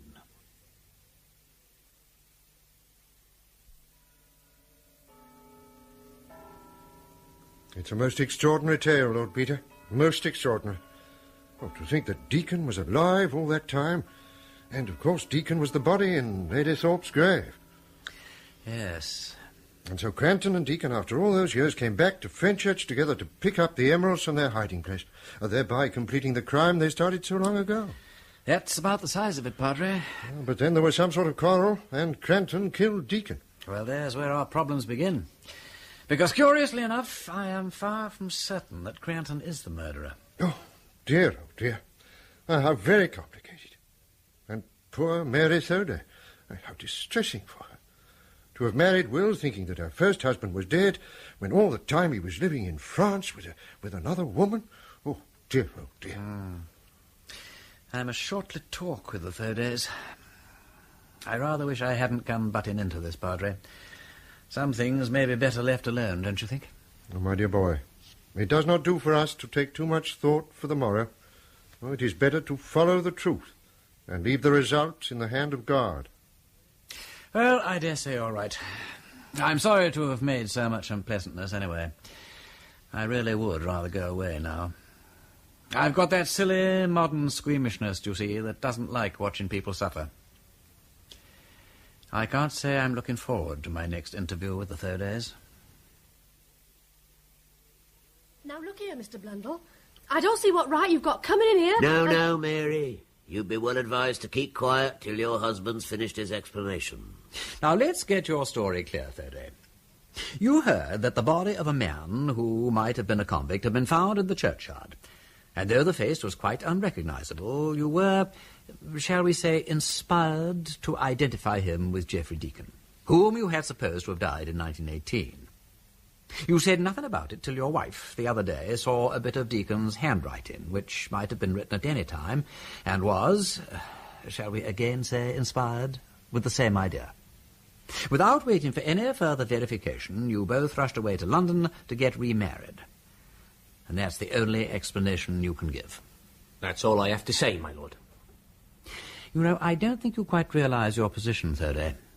We don't want to stand in the way of your marriage, but the ugly fact remains that you were the man with the best cause to do away with Deacon. And that means, supposing a charge were laid against you and brought into court, well, they might want this lady to give evidence. Well? Well, the law does not allow a wife to give evidence against her husband. I see. It come to this. Deacon robs my poor Mary of her good name by stealing them emeralds. Then he makes bastards of our little gals.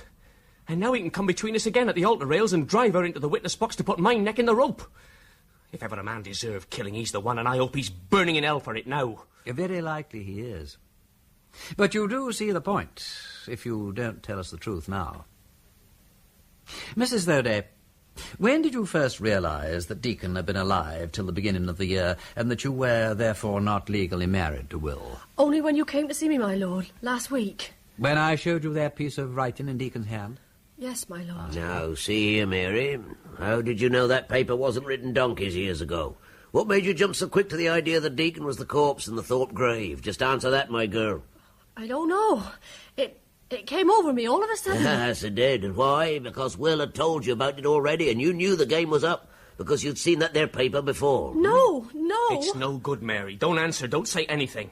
They'll only twist your words round into what you don't mean. Don't you see, Will, that if you tell us what you know, and we are satisfied that your wife knows nothing, then there is nothing to prevent your marriage from going through straight away? You see, somebody must have known something for your wife to have jumped so quickly to the conclusion that the dead man was Deacon. Stop that! You say another word and I'll...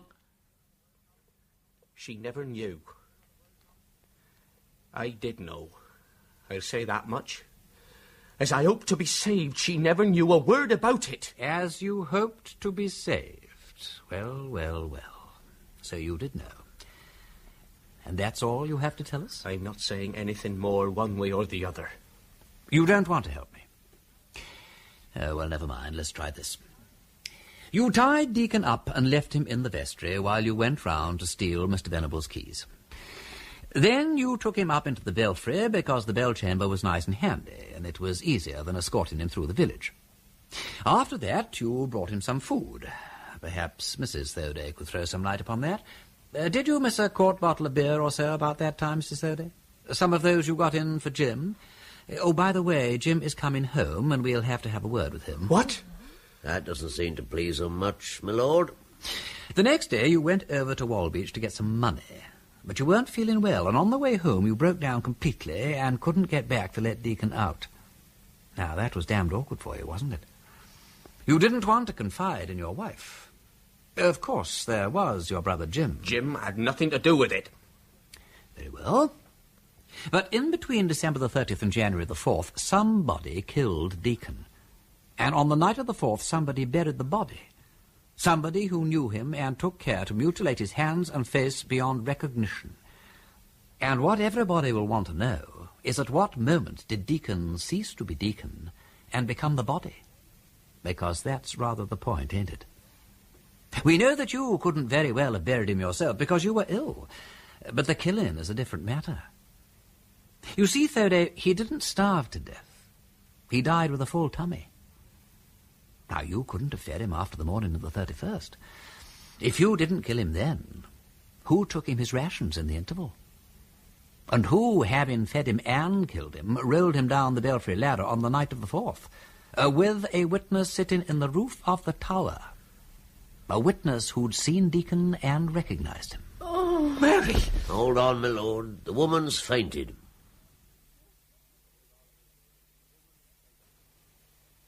It's a damnable business, Blundell, the whole thing. If ever a fellow deserved a sticky death, it's this Deacon brute. If the law had found him, the law would have hanged him with loud applause from all good citizens. Why should we hang a perfectly decent chap for anticipating the law and doing our dirty work for us? Well, 'tis the law, my lord. Oh. In any case, we're going to have a bit of a job hanging Will Thody. Deacon was killed on a full stomach. If Will did away with him on the 30th or the 31st, why'd you go and collect the £200? If Deacon was dead, he wouldn't want it. On the other hand, if Deacon wasn't killed till the 4th, who fed him in the interval? If Jim Thody killed him, why'd you trouble to feed him first? The thing makes no sense. Suppose Deacon was being fed by somebody, and suppose he said something infuriating, and the somebody killed him all of a sudden in a frenzy, not meaning to. Yeah, but how did he kill him? He wasn't stabbed or shot or clouted over the head? Oh, I don't know. Perhaps the rector killed him, perhaps the sexton killed him, or the blacksmith, or... Oh, curse the man. He is a perfect nuisance, dead or alive, and whoever killed him was a public benefactor. I wish I'd killed him myself.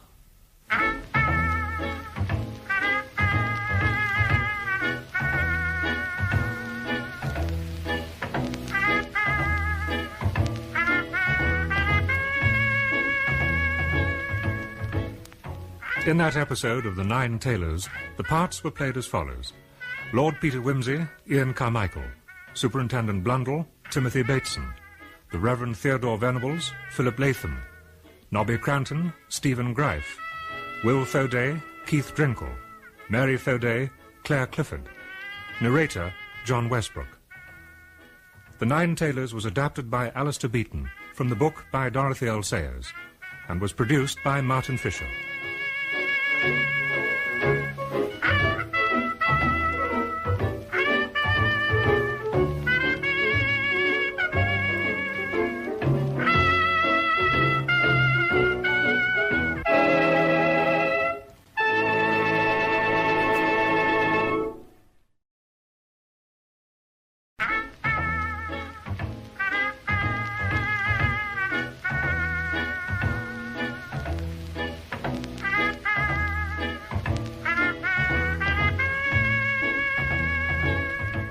We present Ian Carmichael as Lord Peter Wimsey in The Nine Tailors by Dorothy L. Sayers, adapted for radio by Alistair Beaton, with Timothy Bateson as Superintendent Blundell and Philip Latham as the Reverend Theodore Venables.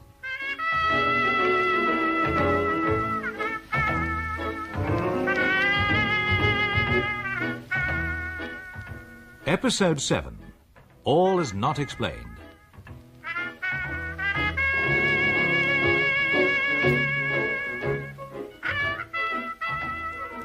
Lord Peter Wimsey left the churchyard and went into the church, stepping softly as though he feared to rouse up something from its sleep.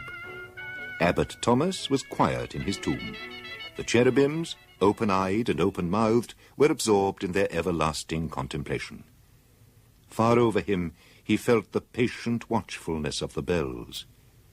It was under those bells that Jeff Deacon had met with his death, found there by his former accomplice in crime, Nobby Cranton, who had come back to Fenchurch St. Paul to find the fabled Wilbraham emeralds. There was every reason to suppose that Nobby Cranton had actually killed Deacon, but the case was complicated by the discrepancies in the story told by Mary Thody, first wife of Jeff Deacon, discrepancies that pointed to her second husband, Will, as the murderer. There seemed little justice in the case that Lord Peter was pursuing. Jeff Deacon, it was now clear, had killed 2 men in his lifetime. It was a grotesque and bizarre twist of fate that Wimsey should now be attempting to send to the rope the man who had rid the world of a ruthless murderer. Well, my lord, I tried with Will Thody again, but he won't say anything. Oh, I know you won't, Superintendent. Have you arrested him? No, my lord, I haven't. I sent him home and told him to think it over. But I'm taking the view that we'll be able to handle him better after we've interrogated his brother Jim. We know that Jim will be back in England any day now. Oh, yeah. The shipping owners have been very sensible. They've given him orders to come home without saying what he's wanted for. Good. I only wish I felt we were making some real progress towards finding out who did the actual murder. Well, my lord, we've established most of the facts about what happened in that belfry between December 31st and January 4th. Oh, well, yeah, I suppose so. We know that Jeff Deacon came back after all those years to pick up the emeralds that he'd hidden after the robbery.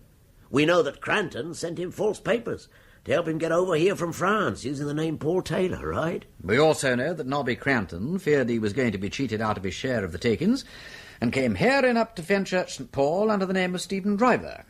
I met him on the road as I was leaving the village, you may recall. Well, at least there's no doubt about that bit, my lord. And Nobby Cranton finds that the cryptogram sent to him by Deacon isn't one bit of help in finding the emeralds. However, he does begin to think that there's some connection with the bells in the church, right? So he goes along to the church late at night, and there in the belfry he finds Deacon tied up and already dead. According to our own dear Nobby. Alternative explanation, Nobby Cranton finds Deacon in the church and gets angry and wallops Deacon over the head for double-crossing him. I accept that we already know, my lord. The Deacon wasn't killed by a blow to the head? Right. Yes, true. We also know that he didn't starve to death. Oh, I'm beginning to think that we know too much. None of it seems to help. I suppose it's possible that it was Will who killed Deacon. The motive was certainly there, and no mistake. Deacon was a nasty piece of goods. He dragged Mary's name into the dirt by stealing his employer's property to start with. Then he murders a warder while he's in jail. Then, just when Will and Mary have built a new life and they think that Deacon is long dead, up he pops like a jack-in-the-box and threatens to wreck their happiness. I can't say I'd blame Will Thode if he just lammed Deacon one and got rid of him once and for all. Bit of a public service, right? Yes, my lord. Though the law's the law, and I suppose it's not really for us to say that one man has the right to kill another. Quite. And yet you know, Bundle, the timing is all wrong for Will Thode to have done it. We know that he was ill and bedridden on the night of the 31st. I remember it myself. I mean, that was why I spent my New Year celebrating pulling on a bell rope, because Will Thode was too ill and I agreed to take his place. But what about his strange behaviour, running round the countryside with £200 in cash, and then there's the beer bottle left lying in the belfry, same kind as Mary had been buying during Jim Thode's visit. Which opens the possibility that Jim is the murderer, and that Will is covering up for him, being his brother's keeper, as it were, what? I doubt if we'll make much progress till we've had a talk with Jim Thode. And even then, my dear Blundell, I would not absolutely guarantee that we make rapid progress. There's something about this case that defies rational investigation. Perhaps the rector killed Deacon, what do you think? Or Hezekiah the blacksmith, or the rector's wife. Or could it have been the foreign secretary? I don't suppose it were any of those, my lord. I'm waiting for Jim Thode. I got a hunch that he may have quite a lot to tell us. Have you? Oysters have beards, but they don't always wag 'em. If it comes to oysters, there's ways and means of opening 'em. And you needn't swallow 'em whole, neither. You're not planning to have another talk with Will Thode? No, not just at the moment, no. I don't think there's much to be done for a bit. But my brother Denver is off to Warbeach to open the new cut, so I expect I shall pop along there and join in the fun.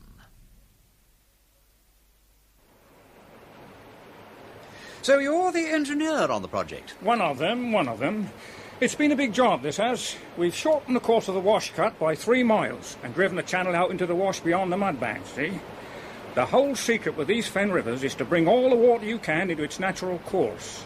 You'd think it was obvious, wouldn't you? But it's taken people hundreds of years to learn it. I suppose all this extra water will go up the 30-foot drain. That's right. The new cut will carry the water clean off and obviate the floods they used to get around Frogglesham and Lipsey Fen. Will the 30-foot dikes down the strain? Oh, dear, yes. It was the silting in the outfall that caused the obstruction, you see. And now you've cleared the whale outfall, no doubt the obstruction will go somewhere else. Very likely. These mud banks are always shifting about. But in time, I dare say they'll clear the whole thing. Unless, of course, they really take it into their hands to drain the wash and make a real job of it. Just so. But so far as it goes, this looks pretty good. It's to be hoped the old sluice gates over there will stand up to the strain, though. Hold on! How about my old sluice gates? Ah, hello again, our friend the sluice keeper. They're strong enough. Excuse me a minute, my lord. I just want to see that they're making the dam good over there. Now, look at all this here money they've been spending. Thousands. But as for them gates of mine, I reckon I can go and whistle for 'em. You look at this here great scare of water what's a-coming up. Now, where's that a-going to? It's got to go somewhere, isn't it? No doubt. I understand it's to go up the 30-foot drain. Always interfering with things, they are. Well, they're not interfering with your gates, anyway. No, they ain't. And that's just where it is. Once you start interfering with things, you've got to go on. One thing lead to another. Let things bide, that's what I say. Don't go digging of 'em up and altering of 'em. Dig up one thing, and you got to dig up another.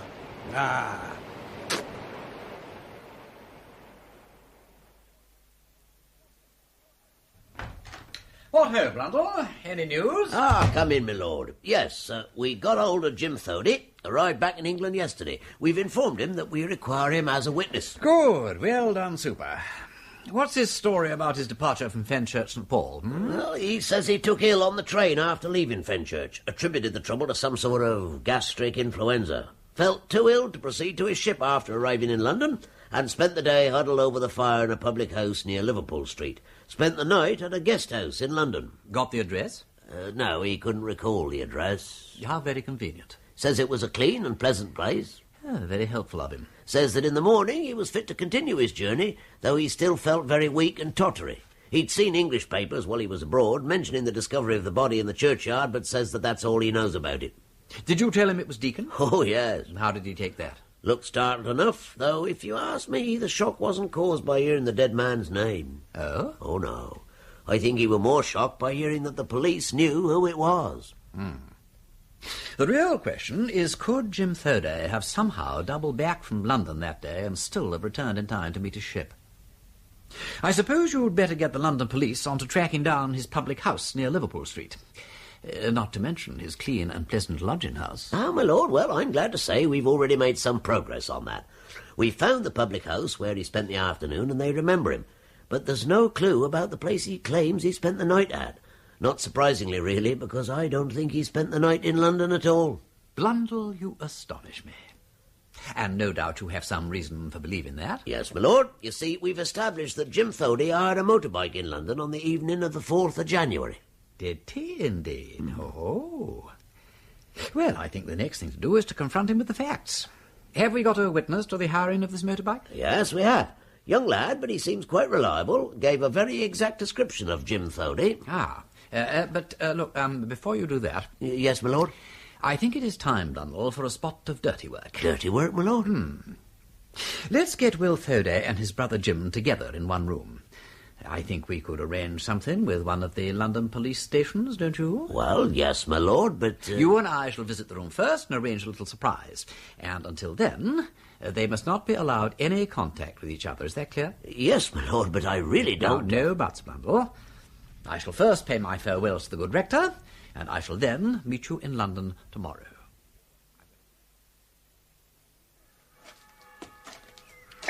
What do you think, Padre?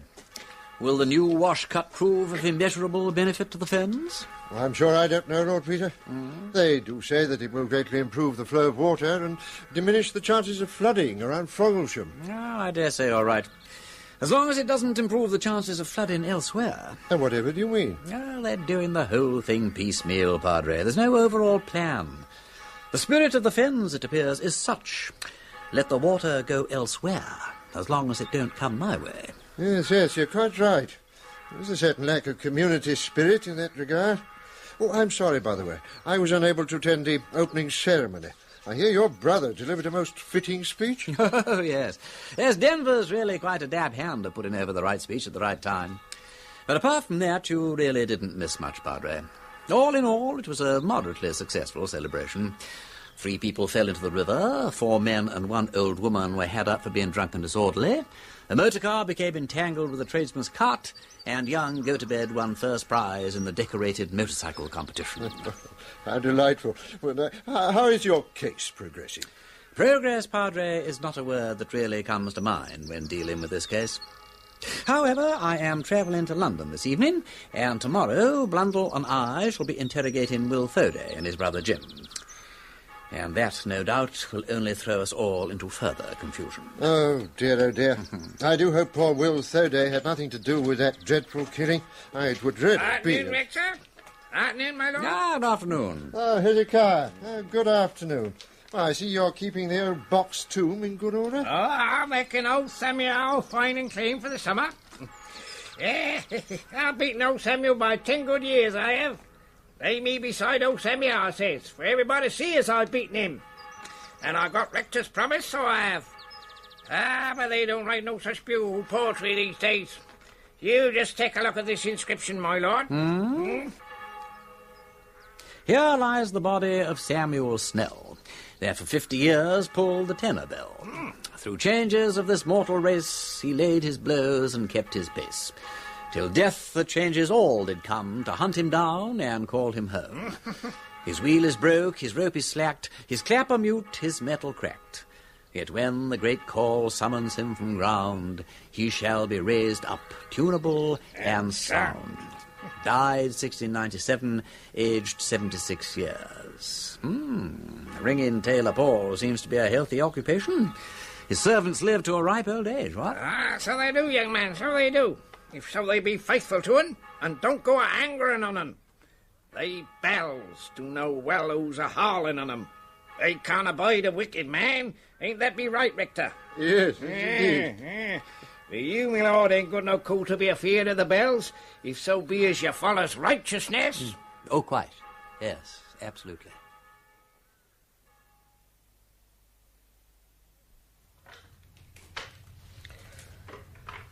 Right, Blundell. Now let's have the other wire through here. Right, sir. No, as you were, under. Otherwise they'll spot it. Good.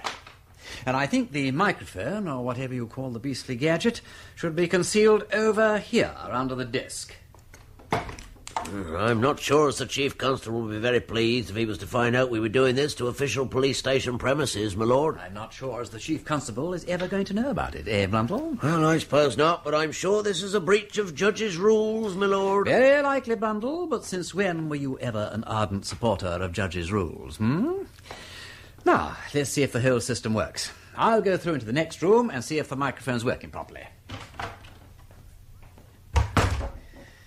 Righty-ho, Blundell.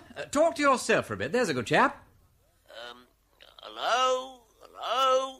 Can you hear me, my lord? Recite something. Mary had a little lamb, its fleece was white as snow, and everywhere that Mary went... That'll do nicely. All right, Super, everything's working. Now, if you would be so kind as to fetch Will Thoday and Brother Jim in here.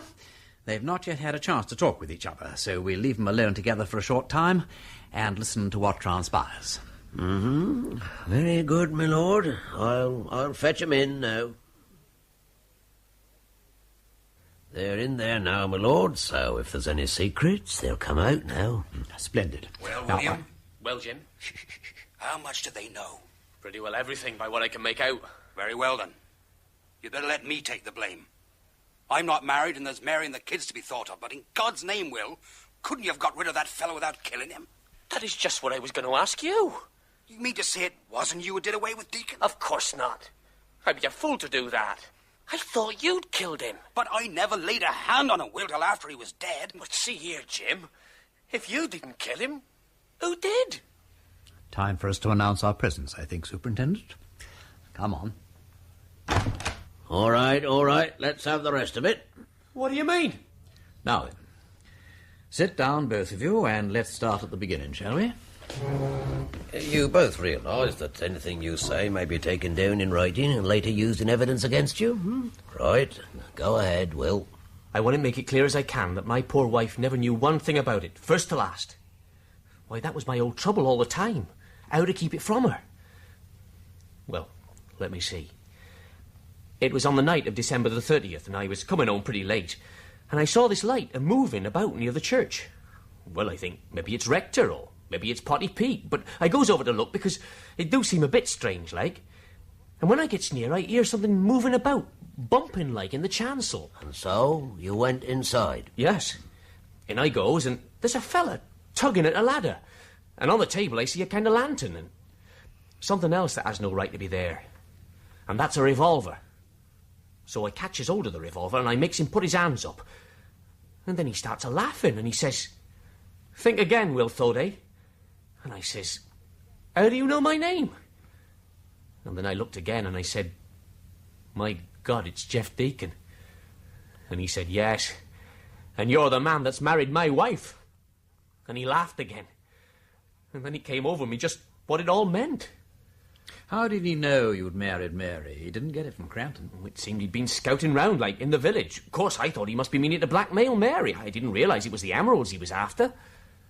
Why didn't you inform the police immediately? Well, I was in half a mind to give him up to the police and just face the scandal about me and Mary, but when I thought about her and the kids, well, I couldn't face it. And he knew just how I stood the devil. So he stood there grinning at me. In the end, I made a devil's bargain with him. I said I'd hide him and give him the money to get out of the country, providing he kept quiet about everything. But I didn't trust him, so before I went to fetch the money, I made him go up the belfry stairs in front of me, and then I tied him up. It wasn't difficult. I had the revolver, you see. So you got hold of a rope from the rope chest, and you tied him up to a beam in the bell chamber. That's right, yes, my lord. I tied him up good and proper, though it were a bit of a job, with the rope being so thick. Stay you here, I said, and I'll bring you something to eat in the morning, and see you out of the country before you're 24 hours older. Well, he cursed like the devil, but I paid no attention to him. Well, next morning I felt ill, but I couldn't stop to think about that. I took Deacon some bread and cheese and beer, and I left him an old coat of mine so he wouldn't freeze. And I tied him up by his elbows and ankles, leaving his hands free so he could help himself to the victuals, but not untie himself. But had you made any plans for shipping him off? Oh, yes, my lord. I went over to Walbeach and had a talk with a pal of Jim's, a queer old skipper on a Dutch cargo boat that was lying there. I had a word with him, and he agreed to wait until 10 o'clock that night and take my passenger, no questions asked. £250 was the price he wanted, and I gave him 50 then and there, and held on to the £200 till I got Deacon on board. I started back, and then I got too ill to continue, and, well, you know what happened afterwards. Well, that's very clear. I needn't tell you that you were compounding a serious felony by helping a convicted murderer to escape from justice. Speaking as a policeman, I'm shocked. Speaking as a human being, I've every sympathy.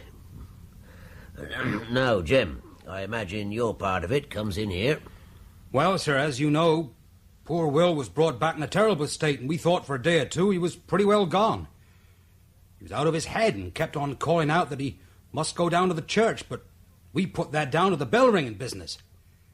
Then, when Mary was out of the room, he clutched at my hand and started talking about keys and money and someone in the belfry. He kept on saying, "Don't let Mary know." Well, I thought he must be delirious like, but then I looked in his coat and found a set of keys and a wad of money.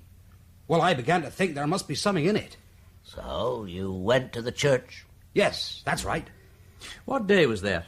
I reckon it was the 2nd of January. I went up into the belfry and, well, there he was. He must have been pretty fed up with things by then. Fed up? He was dead and cold. Starved to death? Not he. There was a bit of cheese beside him and near half a loaf of bread and 2 bottles of beer, one empty and one full. And he hadn't died of cold neither, as you might expect. I've seen men that died of exposure and they died peaceful, curled up like kittens mostly, as if they'd gone in their sleep. No, he died on his feet, and whatever it was, he'd seen it coming to him. He'd struggled like a tiger against the ropes, working at them till he could get upright, and they'd cut through the stuff of his jacket and through his socks, and his face. My God, sir, I've never seen anything like it. His eyes staring open, and a look in them as if he'd looked down into hell. It fair shook me. Well, I couldn't make out who he was. I found papers with the name Paul Taylor, but that didn't help, and then I had a look at his hands. Ah, now we're coming to it. Yes, my lord. I didn't know Deacon that well, but I suddenly wondered if it might be him after all, so I looked at his hands, because he had a big scar on his hand where he'd fallen one day carrying a tray with a glass jug on it. I'd seen that scar, and I'd never forget it. When I saw that, my lord, I knew who it was. Well, then, I hadn't much doubt about what had happened. As God's my witness, Will, I couldn't blame you, only I wished it had happened in a fair fight. If it had happened, Jim, it would have been in a fair fight. I might have killed him, but I wouldn't have killed him when he was tied up. You might have known that. Well, so I might. But it seemed at the time as there was no way out of it. I had to think quick what to do. Then I remembered Lady Thorpe's funeral was fixed for the Saturday. It seemed to me that I might put him in her grave and he'd never be found. So you went up to London and then doubled back by motorbike? Yes, that's right. You know all about that. Well, I got back to Fenchurch St. very late. It wasn't a pleasant job. Rolling that body down the ladders, it gave me the heebie-jeebies. And those bells. I was expecting all the time to hear them speak. I never had liked the sound of bells. Well, you'd think they were alive sometimes, and they could talk. When I was a boy, I read a story in an old magazine about a bell that called out after a murderer. You'll think I'm soft talking that way, but it made an impression on me, and I can't forget it. The Rosamond, I know it well. It called, "Help, Jehan, help, Jehan." It gave me the grooves, too. That's the one, my lord. Anyway, I got the body down to the grave, and I was just about to put it in when I remembered that the grave might be opened and the body recognized, so I gave him some good hard blows with the spade across the face. That was a bad bit, sir. And the hands. I'd recognize them, and so might other people. I got out my jackknife and... With the big sugar nippers, they nipped off his flippers. Yes, my lord. I made them into a parcel with his papers. I put the ropes and his hat down the well. Then I filled up the grave and put the wreaths back as tidily as I could. Then I cleaned the tools. I used the sexton's spade and put them back where I found them. Then I had to go up and clean the belfry. There was still the cheese there, see, and the 2 bottles of beer. 3. You missed one. Oh, did I? Well, then I locked up everything tight, and then I wondered what to do with the keys. Finally, I thought I'd best leave them in the vestry, as though Rector had forgotten them. He's very absent-minded. All but the key of the porch, and I left that in the lock. It was the best I could think of. And the parcel? I threw that into the 30-foot drain, 12 miles off from Fenchurch. I didn't quite know what to do with Will's old coat, but in the end I posted it back to him with a note. I just said, "Many thanks for the loan. I've put away what you left in the belfry." Well, I couldn't be more open for fear Mary might undo the parcel and read the letter. You'll have to forgive me, Jim, but naturally I fancied you'd done the job. Only I kept on hoping that maybe he died natural. He didn't do that. Then who killed him? I'm sure you didn't, Jim. If you had, you'd have accepted the suggestion that he died of exposure. Somehow I'm inclined to believe that your brother didn't do it either. Though you're both accessories after the fact, you'd have an awkward time with the prosecuting counsel, both of you. But personally, I'm inclined to believe you both. Thank you, sir. Is there any reason why Will and Mary shouldn't go ahead and get remarried now, Super? Well, I don't know as there is. Not if these two are telling the truth. Proceedings, there may be. You two ain't out the wood yet, but as to getting married, I don't see any great harm in it. We've got their story, and I don't know as poor Mary can add very much to it. Thank you very much, Mr. Blundell. We may have to talk to the two of you again, you understand that. But if the superintendent is agreeable, I don't see any reason why you shouldn't be free to go. Thank you, my lord. Yes, thank you, my lord. Now make sure the desk sergeant is informed of your whereabouts. I don't want you two disappearing on me. Just go down the corridor and turn first right. Thank you, Mr. Blundell. Thank you. Well, my lord, I have to admit that little trick of yours seems to have paid off. We've learned a great deal about what was going on in Fenchurch that night. Yes, we have. There is, of course, just one little thing that we haven't sorted out, Blundell. What's that, my lord? Oh, it's nothing much. Just a trifling matter, really. But we still don't know who killed Deacon.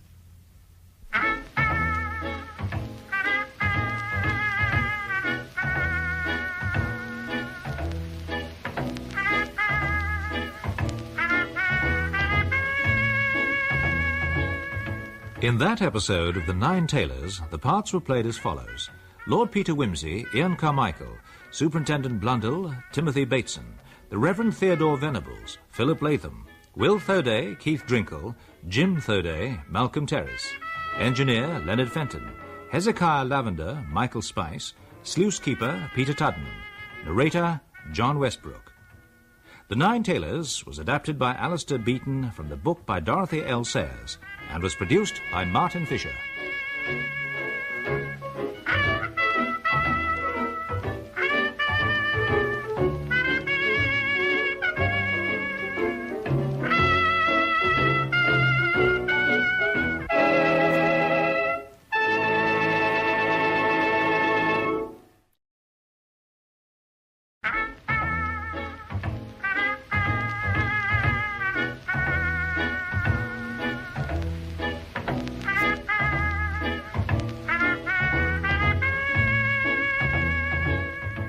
We present Ian Carmichael as Lord Peter Wimsey in The Nine Tailors by Dorothy L. Sayers, adapted for radio by Alistair Beaton, with Peter Jones as Bunter, Timothy Bateson as Superintendent Blundell, and Philip Latham as the Reverend Theodore Venables.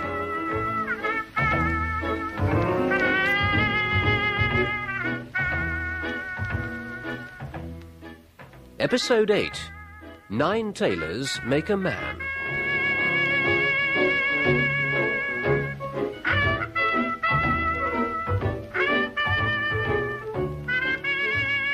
The public memory is a short one.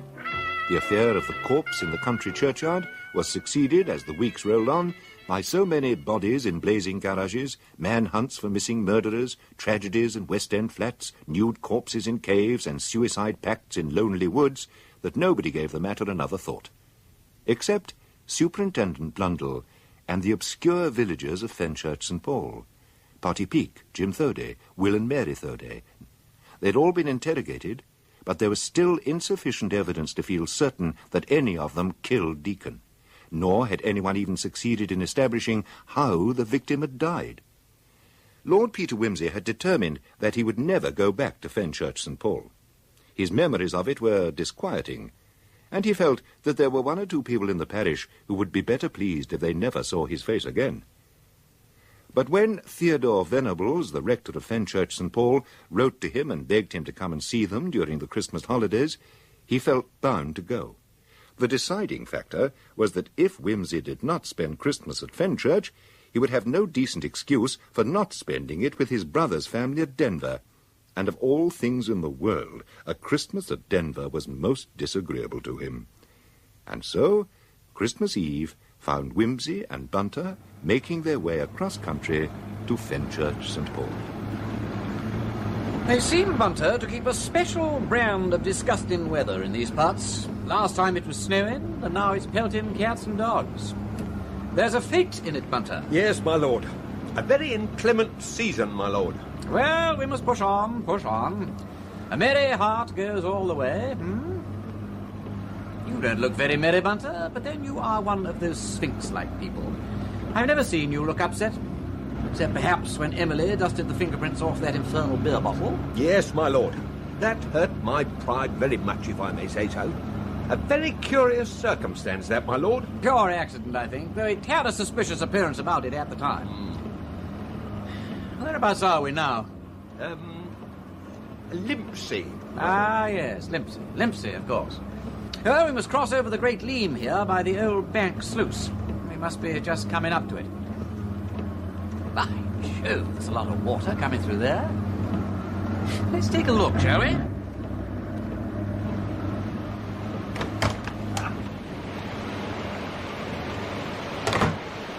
I say, tide coming up? What? Oh, yes, sir. We has to watch her now if we don't want to get the water across the causey. She don't rise very far, not without this an extraordinary high tide. We just has to do a bit of manipulation, like. You see the idea, Bunter? If they shut this sluice, all the upland water has to go by the old Leam, which has enough to do as it is. Yes, my lord. But if they leave it open, and the tide's strong enough to carry the floodwater back with it through the sluice, they'll drown all the country above the sluice. That's about it, sir.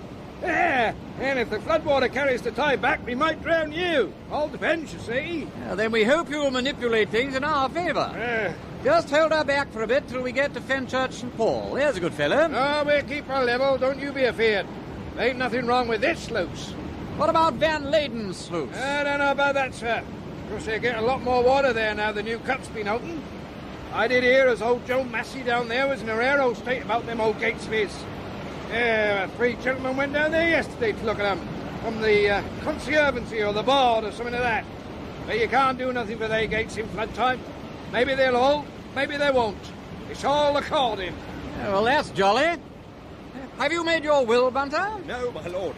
Come on, I think we'd better go while the going's good. Besides, I'm rather looking forward to having tea at the rectory, for old time's sake.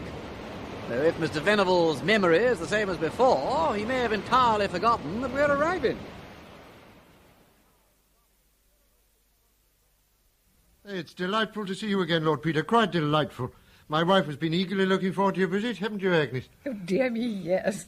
Now, Lord Peter, sit down and I shall get Emily to bring us some tea. Thank you, Mrs. Venables. You must be feeling rather chilled. No, I'm fine. Really, I am. I hope you are both keeping well? Yes, we're quite well, thank you. Except for a slight cold that I'm suffering from. But it's nothing, really. What terrible weather is it not? I hear they've got the floods out all over the Bedford level. We'll be skating on Bury Fen if we get any frosts after this. It doesn't look like it at present, though, does it? Well, they say a green winter makes a fat churchyard. But I always think extreme cold is really more trying for the old people. I firmly intend, Padre, to have nothing to do with churchyards this time. Oh, quite. It's a most distressing time for all concerned. I was most relieved to hear that the Thodays had been cleared of suspicion. Yes, that was rather a relief. Sometimes I wish Deacon's body had never come to light at all. It's caused a lot of misery. And you still have no idea who killed him? No, I'm afraid not. No idea at all. The mystery remains. How's the bell ringing going these days, Padre? Oh, fine. We're trying some Stedmans. Ah. Now, Will Thoday is ringing tonight. Now, I turned over in my mind what you told me, but I saw no reason for excluding him. I feel convinced that he committed no great sin, and it would arouse so much comment in the village if he left the ringers. Gossip, such a wicked thing, don't you think? Oh, Theodore. It must be time for our tea. Theodore, oh dear. Oh, goodness gracious. Whatever is the matter, Agnes? There is a message just come down from Van Leyden's sluice. The sluice gates are going. Great heavens. It seems they've done what they can with the sandbags and beams. They think it will hold this tide, but it's likely to go the next tide because the wind is building up. Oh, I've been afraid of this. I've warned the drainage authorities over and over again about those gates, but they would not listen. No, it is no good crying over spilt milk. We must act quickly. If Van Leyden's sluice gives way, Lord Peter, you see what will happen. All the upper water will be turned back up the whale and drown us, 10 feet deep or more. Oh, my poor parishioners. All those outlying farms and cottages. What about the church, Padre? Will that be safe? Oh, yes, the church will be safe whatever happens. Well, unless we get a rise of over 12 feet, which is hardly likely. Now, first thing to do, ring the alarm. Everyone knows what that means, thank God. They learnt it during the war. Oh, I never thought I should thank God for the war, but he moves in a mysterious way. Now, Agnes, my dear, you'd better go and find Hinkins and tell him to fetch one of the other men and ring the alarm on Gowdy and Taylor Paul at once. Now, here are the keys of the church and the belfry. Theodore, I think we should get the valuables and the parish records taken over to the church. If we put them in the tower, they're sure to be safe. Yes, you're quite right, my dear. But I don't expect the house will be touched. But one can't be too careful. Look, I'd like to be of help, Padre, if I can. Why don't I drive over to Van Leyden's sluice and see if I can give a hand? The longer we can hold the gates there, the longer you'll have to make your preparations. Oh, yes, that would be most kind, Lord Peter. Perhaps you can stop in the village and get on the telephone to St. Peter and St. Stephen and make sure that they are prepared. We haven't a moment to lose. Do you put them sandbags in place? Now, keep filling them. Don't reckon we can hold it much longer, my lord. We thought we'd hold it till the next tide, but I don't reckon as we can, really. How much longer? I don't know. An hour, maybe 2. Oh, I told them, didn't I? I warned them. What become of us now? Can you hold it longer if we get additional men? A regiment of men couldn't do nothing now. We got 6 gangs working on it now, as well as extra volunteers from the villages. We can't do a lot with all these here thousands of tons of water coming down. And there's more to come, so to say.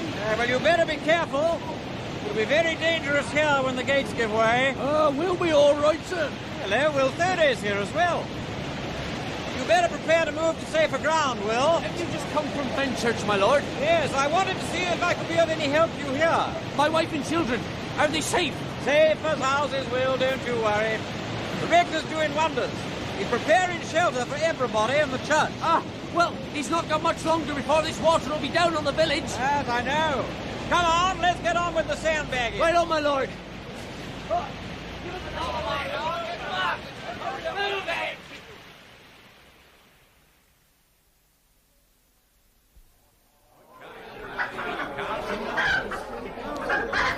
Animals in the churchyard, please.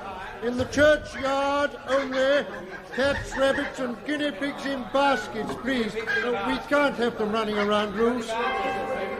Ah, there go the alarm bells. Good. Theodore, we must get Harry go to bed to rig a tackle over the church well for the drinking water. Yes, you're quite right, my dear. But we must make sure that it is boiled. That is essential. I've sent Emily to tell Mr. Henson. Oh, yes, of course, the grocer I'd quite forgotten. Now, we may be stranded here for several days. Get him to move all his stores over to the church as rapidly as possible. That's what I sent Emily to tell him. Oh, good, good. Now, where's Harry? There you are, Harry. I got all the stoves there, Rector. Take a bit to really get a roar in, but they'll be perfectly adequate soon enough. And well done, Harry. Now, next thing to do, rope the church off into areas. One area for the school children, another for the sick and aged, one for all the furniture. Oh, yes, and then we must erect some cattle pens in the churchyard. You better get some help on that, Harry. Right, Rector. Don't you worry, we'll soon have everything under control. Mr. Bunter! Mr. Bunter! Mrs. Venables, I was just looking for you. I was about to suggest that I lend some assistance with the commissariat, if not required elsewhere. Oh, yes, that would be most helpful. I understand that the rectory is in no immediate danger, and I was about to suggest that, with the kind help of the butcher, a sufficiency of hot soup might be prepared in the wash-house copper and brought over to the church in the wheeled watering tub, after the utensil had been adequately scalded, of course. And if there were such a thing as a paraffin stove anywhere... By all means. But do be careful with the paraffin. We do not want to escape the water to fall into the fire. Certainly not. Harry, I think we better send some more ringers up into the tower. Let them pull the bells as they like and fire them at intervals. Ah, Rector, you seem to be firmly in control of the situation. Oh, Superintendent, how good of you to come over so soon. I think if we act quickly, there need be no loss of life. I certainly hope not, though I fear a lot of valuable property will be destroyed. Would you like me to send you over a constable to the church? Better, I think, to patrol the roads between the villages. St. Peter is greatly alarmed. They're afraid for the bridges. We're arranging a service of ferry boats for them. They lie lower than you do here, and I fear they're not as well prepared as you seem to be. We can offer them shelter here. The church will hold nearly 1,000 at a pinch, but they must bring what food they can. And the bedding, of course, Mrs. Venables is arranging it all. Men sleeping quarters on the cantor's side, women and children on the decanine side. And we can put the sick and aged in the rectory in greater comfort if all goes well, but if not, we must do our best for them too. And if I may rely on you, Superintendent, to send us victuals by boat as soon as it can be arranged. The road should be clear between Limholt and the 30-foot, and the supplies can then be brought up from there by water. Yeah, I'll organise a boat service from there as soon as I can. If the railway embankment goes, you will have to see to St. Stephen as well. Right you are, Rector. Good day to you, Mrs. Giddings. Good day to you. As we're having quite an adventure, are we not? Yeah. Oh, Mary, I hear your husband's doing very good work down at the sluice. We must see that he doesn't come to any harm.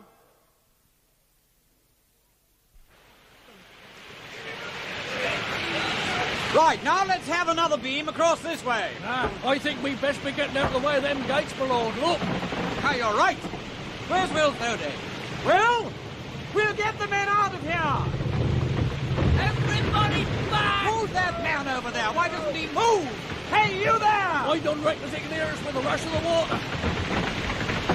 She's given! Get out of it, lads! Be alive! Look out there! He's fell in! Johnny!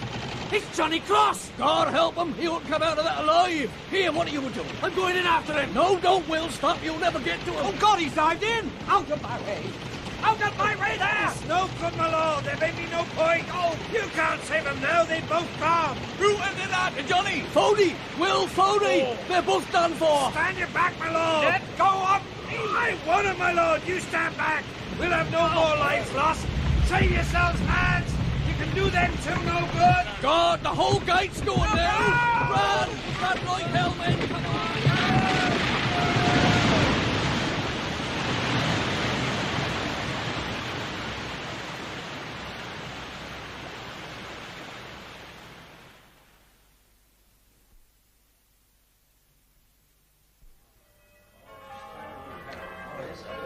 There was nothing any of us could do, Padre. John Cross and Will Thurday. Oh, that's terrible. Oh, God rest them, poor brave fellows. Agnes, my dear, I think you should be the one to break the sad news to their people. Oh, dear. Poor Mary Thurday. Fate has been so cruel to her. I shall tell her directly. And poor Mrs. Cross with 3 children. Oh, dear. Will Thurday died trying to rescue the other man. Will went to try and rescue Johnny. That's just what I would have expected of him. A dear, good fellow in spite of everything. 9 tailors make a man in Christ. His death at end in Adam yet began. What did you say? Oh, nothing. Nothing news. Lord Peter, you're not looking very well. Now, please rest now for a little. Everything's under control here. All we can do now is wait and pray that the water will not come up as high as the church. Almost all my parishioners are here, and any we've missed will be certain to hear the bells. Yes, I'm sure you're right. The bells. I think I'll just go and see if I can relieve any of the ringers. Well, if you insist, Lord Peter. If you insist. I've been looking round, Theodore. I think everyone's here. Oh, good. But we shall continue to ring the bells, my dear, for another few minutes or so, just in case there is still some poor soul left out there.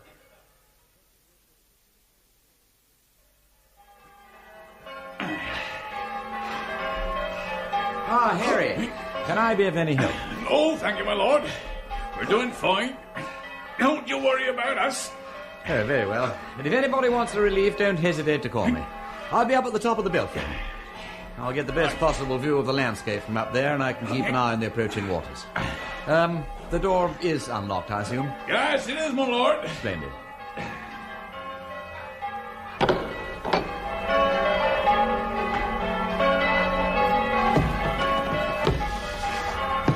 It's surprising, isn't it, how soft and mellow it sounds in here. But of course there's another floor between us and the belches. Let the bells give time. Little Gaudet, Silver Sabaoth, Strong John and Jericho, Glad Jubilee, Sweet... I'll never forget the sound it made. It wasn't loud, but kind of terribly sweet and threatening. You think I'm loony, but I tell you, that bell was alive. That's a rope, that is. They got 8 of them hanging in the tower over there. There's number 9 a-coming, and that's a route to hang 'em by. He's waiting for the 9 tailors.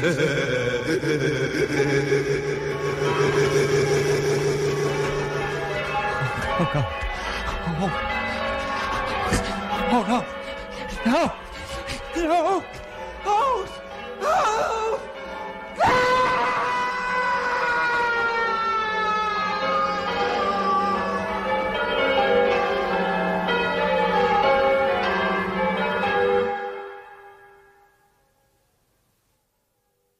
That's better. I never thought I should feel relieved at having the bells silenced, but they really are extremely loud. Now, what we have to do next is... Where's Lord Peter? I think he went off to help the ringers. Harry, you seen Lord Peter? Yes, Rector. He went up the top of the tower, keep an eye on the water. Through the bell chamber? And while the peal was being run? Harry, come with me.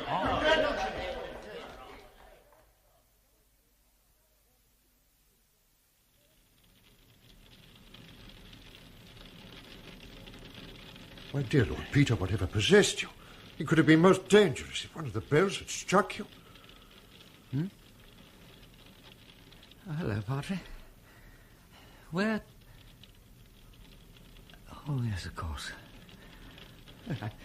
I'm sorry about that. Shall I fetch some brandy? Oh, you look extremely pale. Oh, your ears and nose are bleeding. No, thank you. No, I'll be all right. Never realized the noise could be quite so terrible.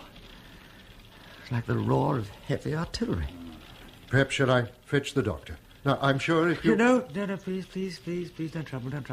No, I assure you I'll be all right, Padre. Oh, it's stupid of me, but I have lived to tell the tale, and that's what matters. Besides, you have more important matters to attend to. No, I shall be all right, Padre. I'll be quite all right. Thank you.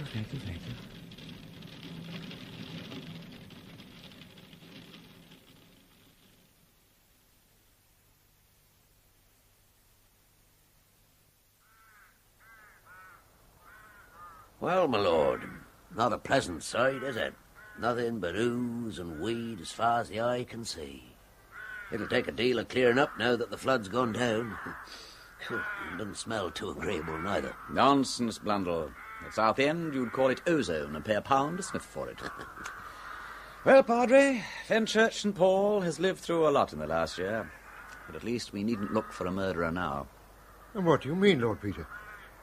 Because the murderers of Jeff Deacon are hanging already. And a good deal higher than Haman. Murderers? More than one? Oh, who were they? Gaudet, Sabaoth, John, Jericho, Jubilee, Dimity, Batty Thomas, and Taylor Paul. The bells. Yes, I ought to have guessed. I believe it's at St. Paul's Cathedral that it's said to be death to enter the bell chamber when a peal is being rung. I certainly know that if I'd stayed 10 minutes more in the tower that night when they rang the alarm, I should have been dead too. I don't know exactly what of. Stroke, apoplexy, shock, anything you like. The sound of a trumpet laid flat the walls of Jericho, and the note of a fiddle will shatter a vessel of glass.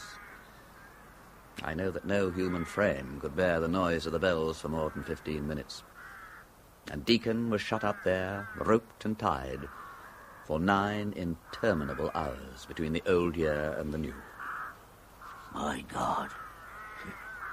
You mean, Lord Peter, that it was our ringing the peal together that killed him? I'm afraid so, Padre. You said to me once you wished you'd killed Deacon yourself. I did kill him, Blundell. Or rather, we all did. I, the rector here, and Hezekiah, and all the other ringers. The noise must have been worse that night than it was when I experienced it. Think how the snow choked the louvers and kept the sound pent up in the tower. Jeff Deacon was a bad man, but when I think of the horror of his lonely and intolerable death agony... There have always been legends about Batty Thomas. She has slain other men in the past. Hezekiah will tell you that the bells are said to be jealous of the presence of evil. Perhaps God speaks through those mouths of inarticulate metals. He is a righteous judge, strong and patient. Well, seems as if we needn't take any more steps in this matter. The man's dead, and the fellow that put him up there's dead too, poor chap, and that's about all there is to it. I don't altogether understand about these bells, but I'll take your word for it, my lord. Matter of periods of vibration, I suppose. Yours seems the best solution, and I'll put it up to the chief constable. That's all there is to it. I'll wish you good morning, gentlemen. The voice of the bells of Fenchurch St. Paul. Gaudet, Sabaoth, John, Jericho, Jubilee, Dimity, Batty Thomas, and Taylor Paul. 9 tailors make a man in Christ. Is death at end? In Adam yet began.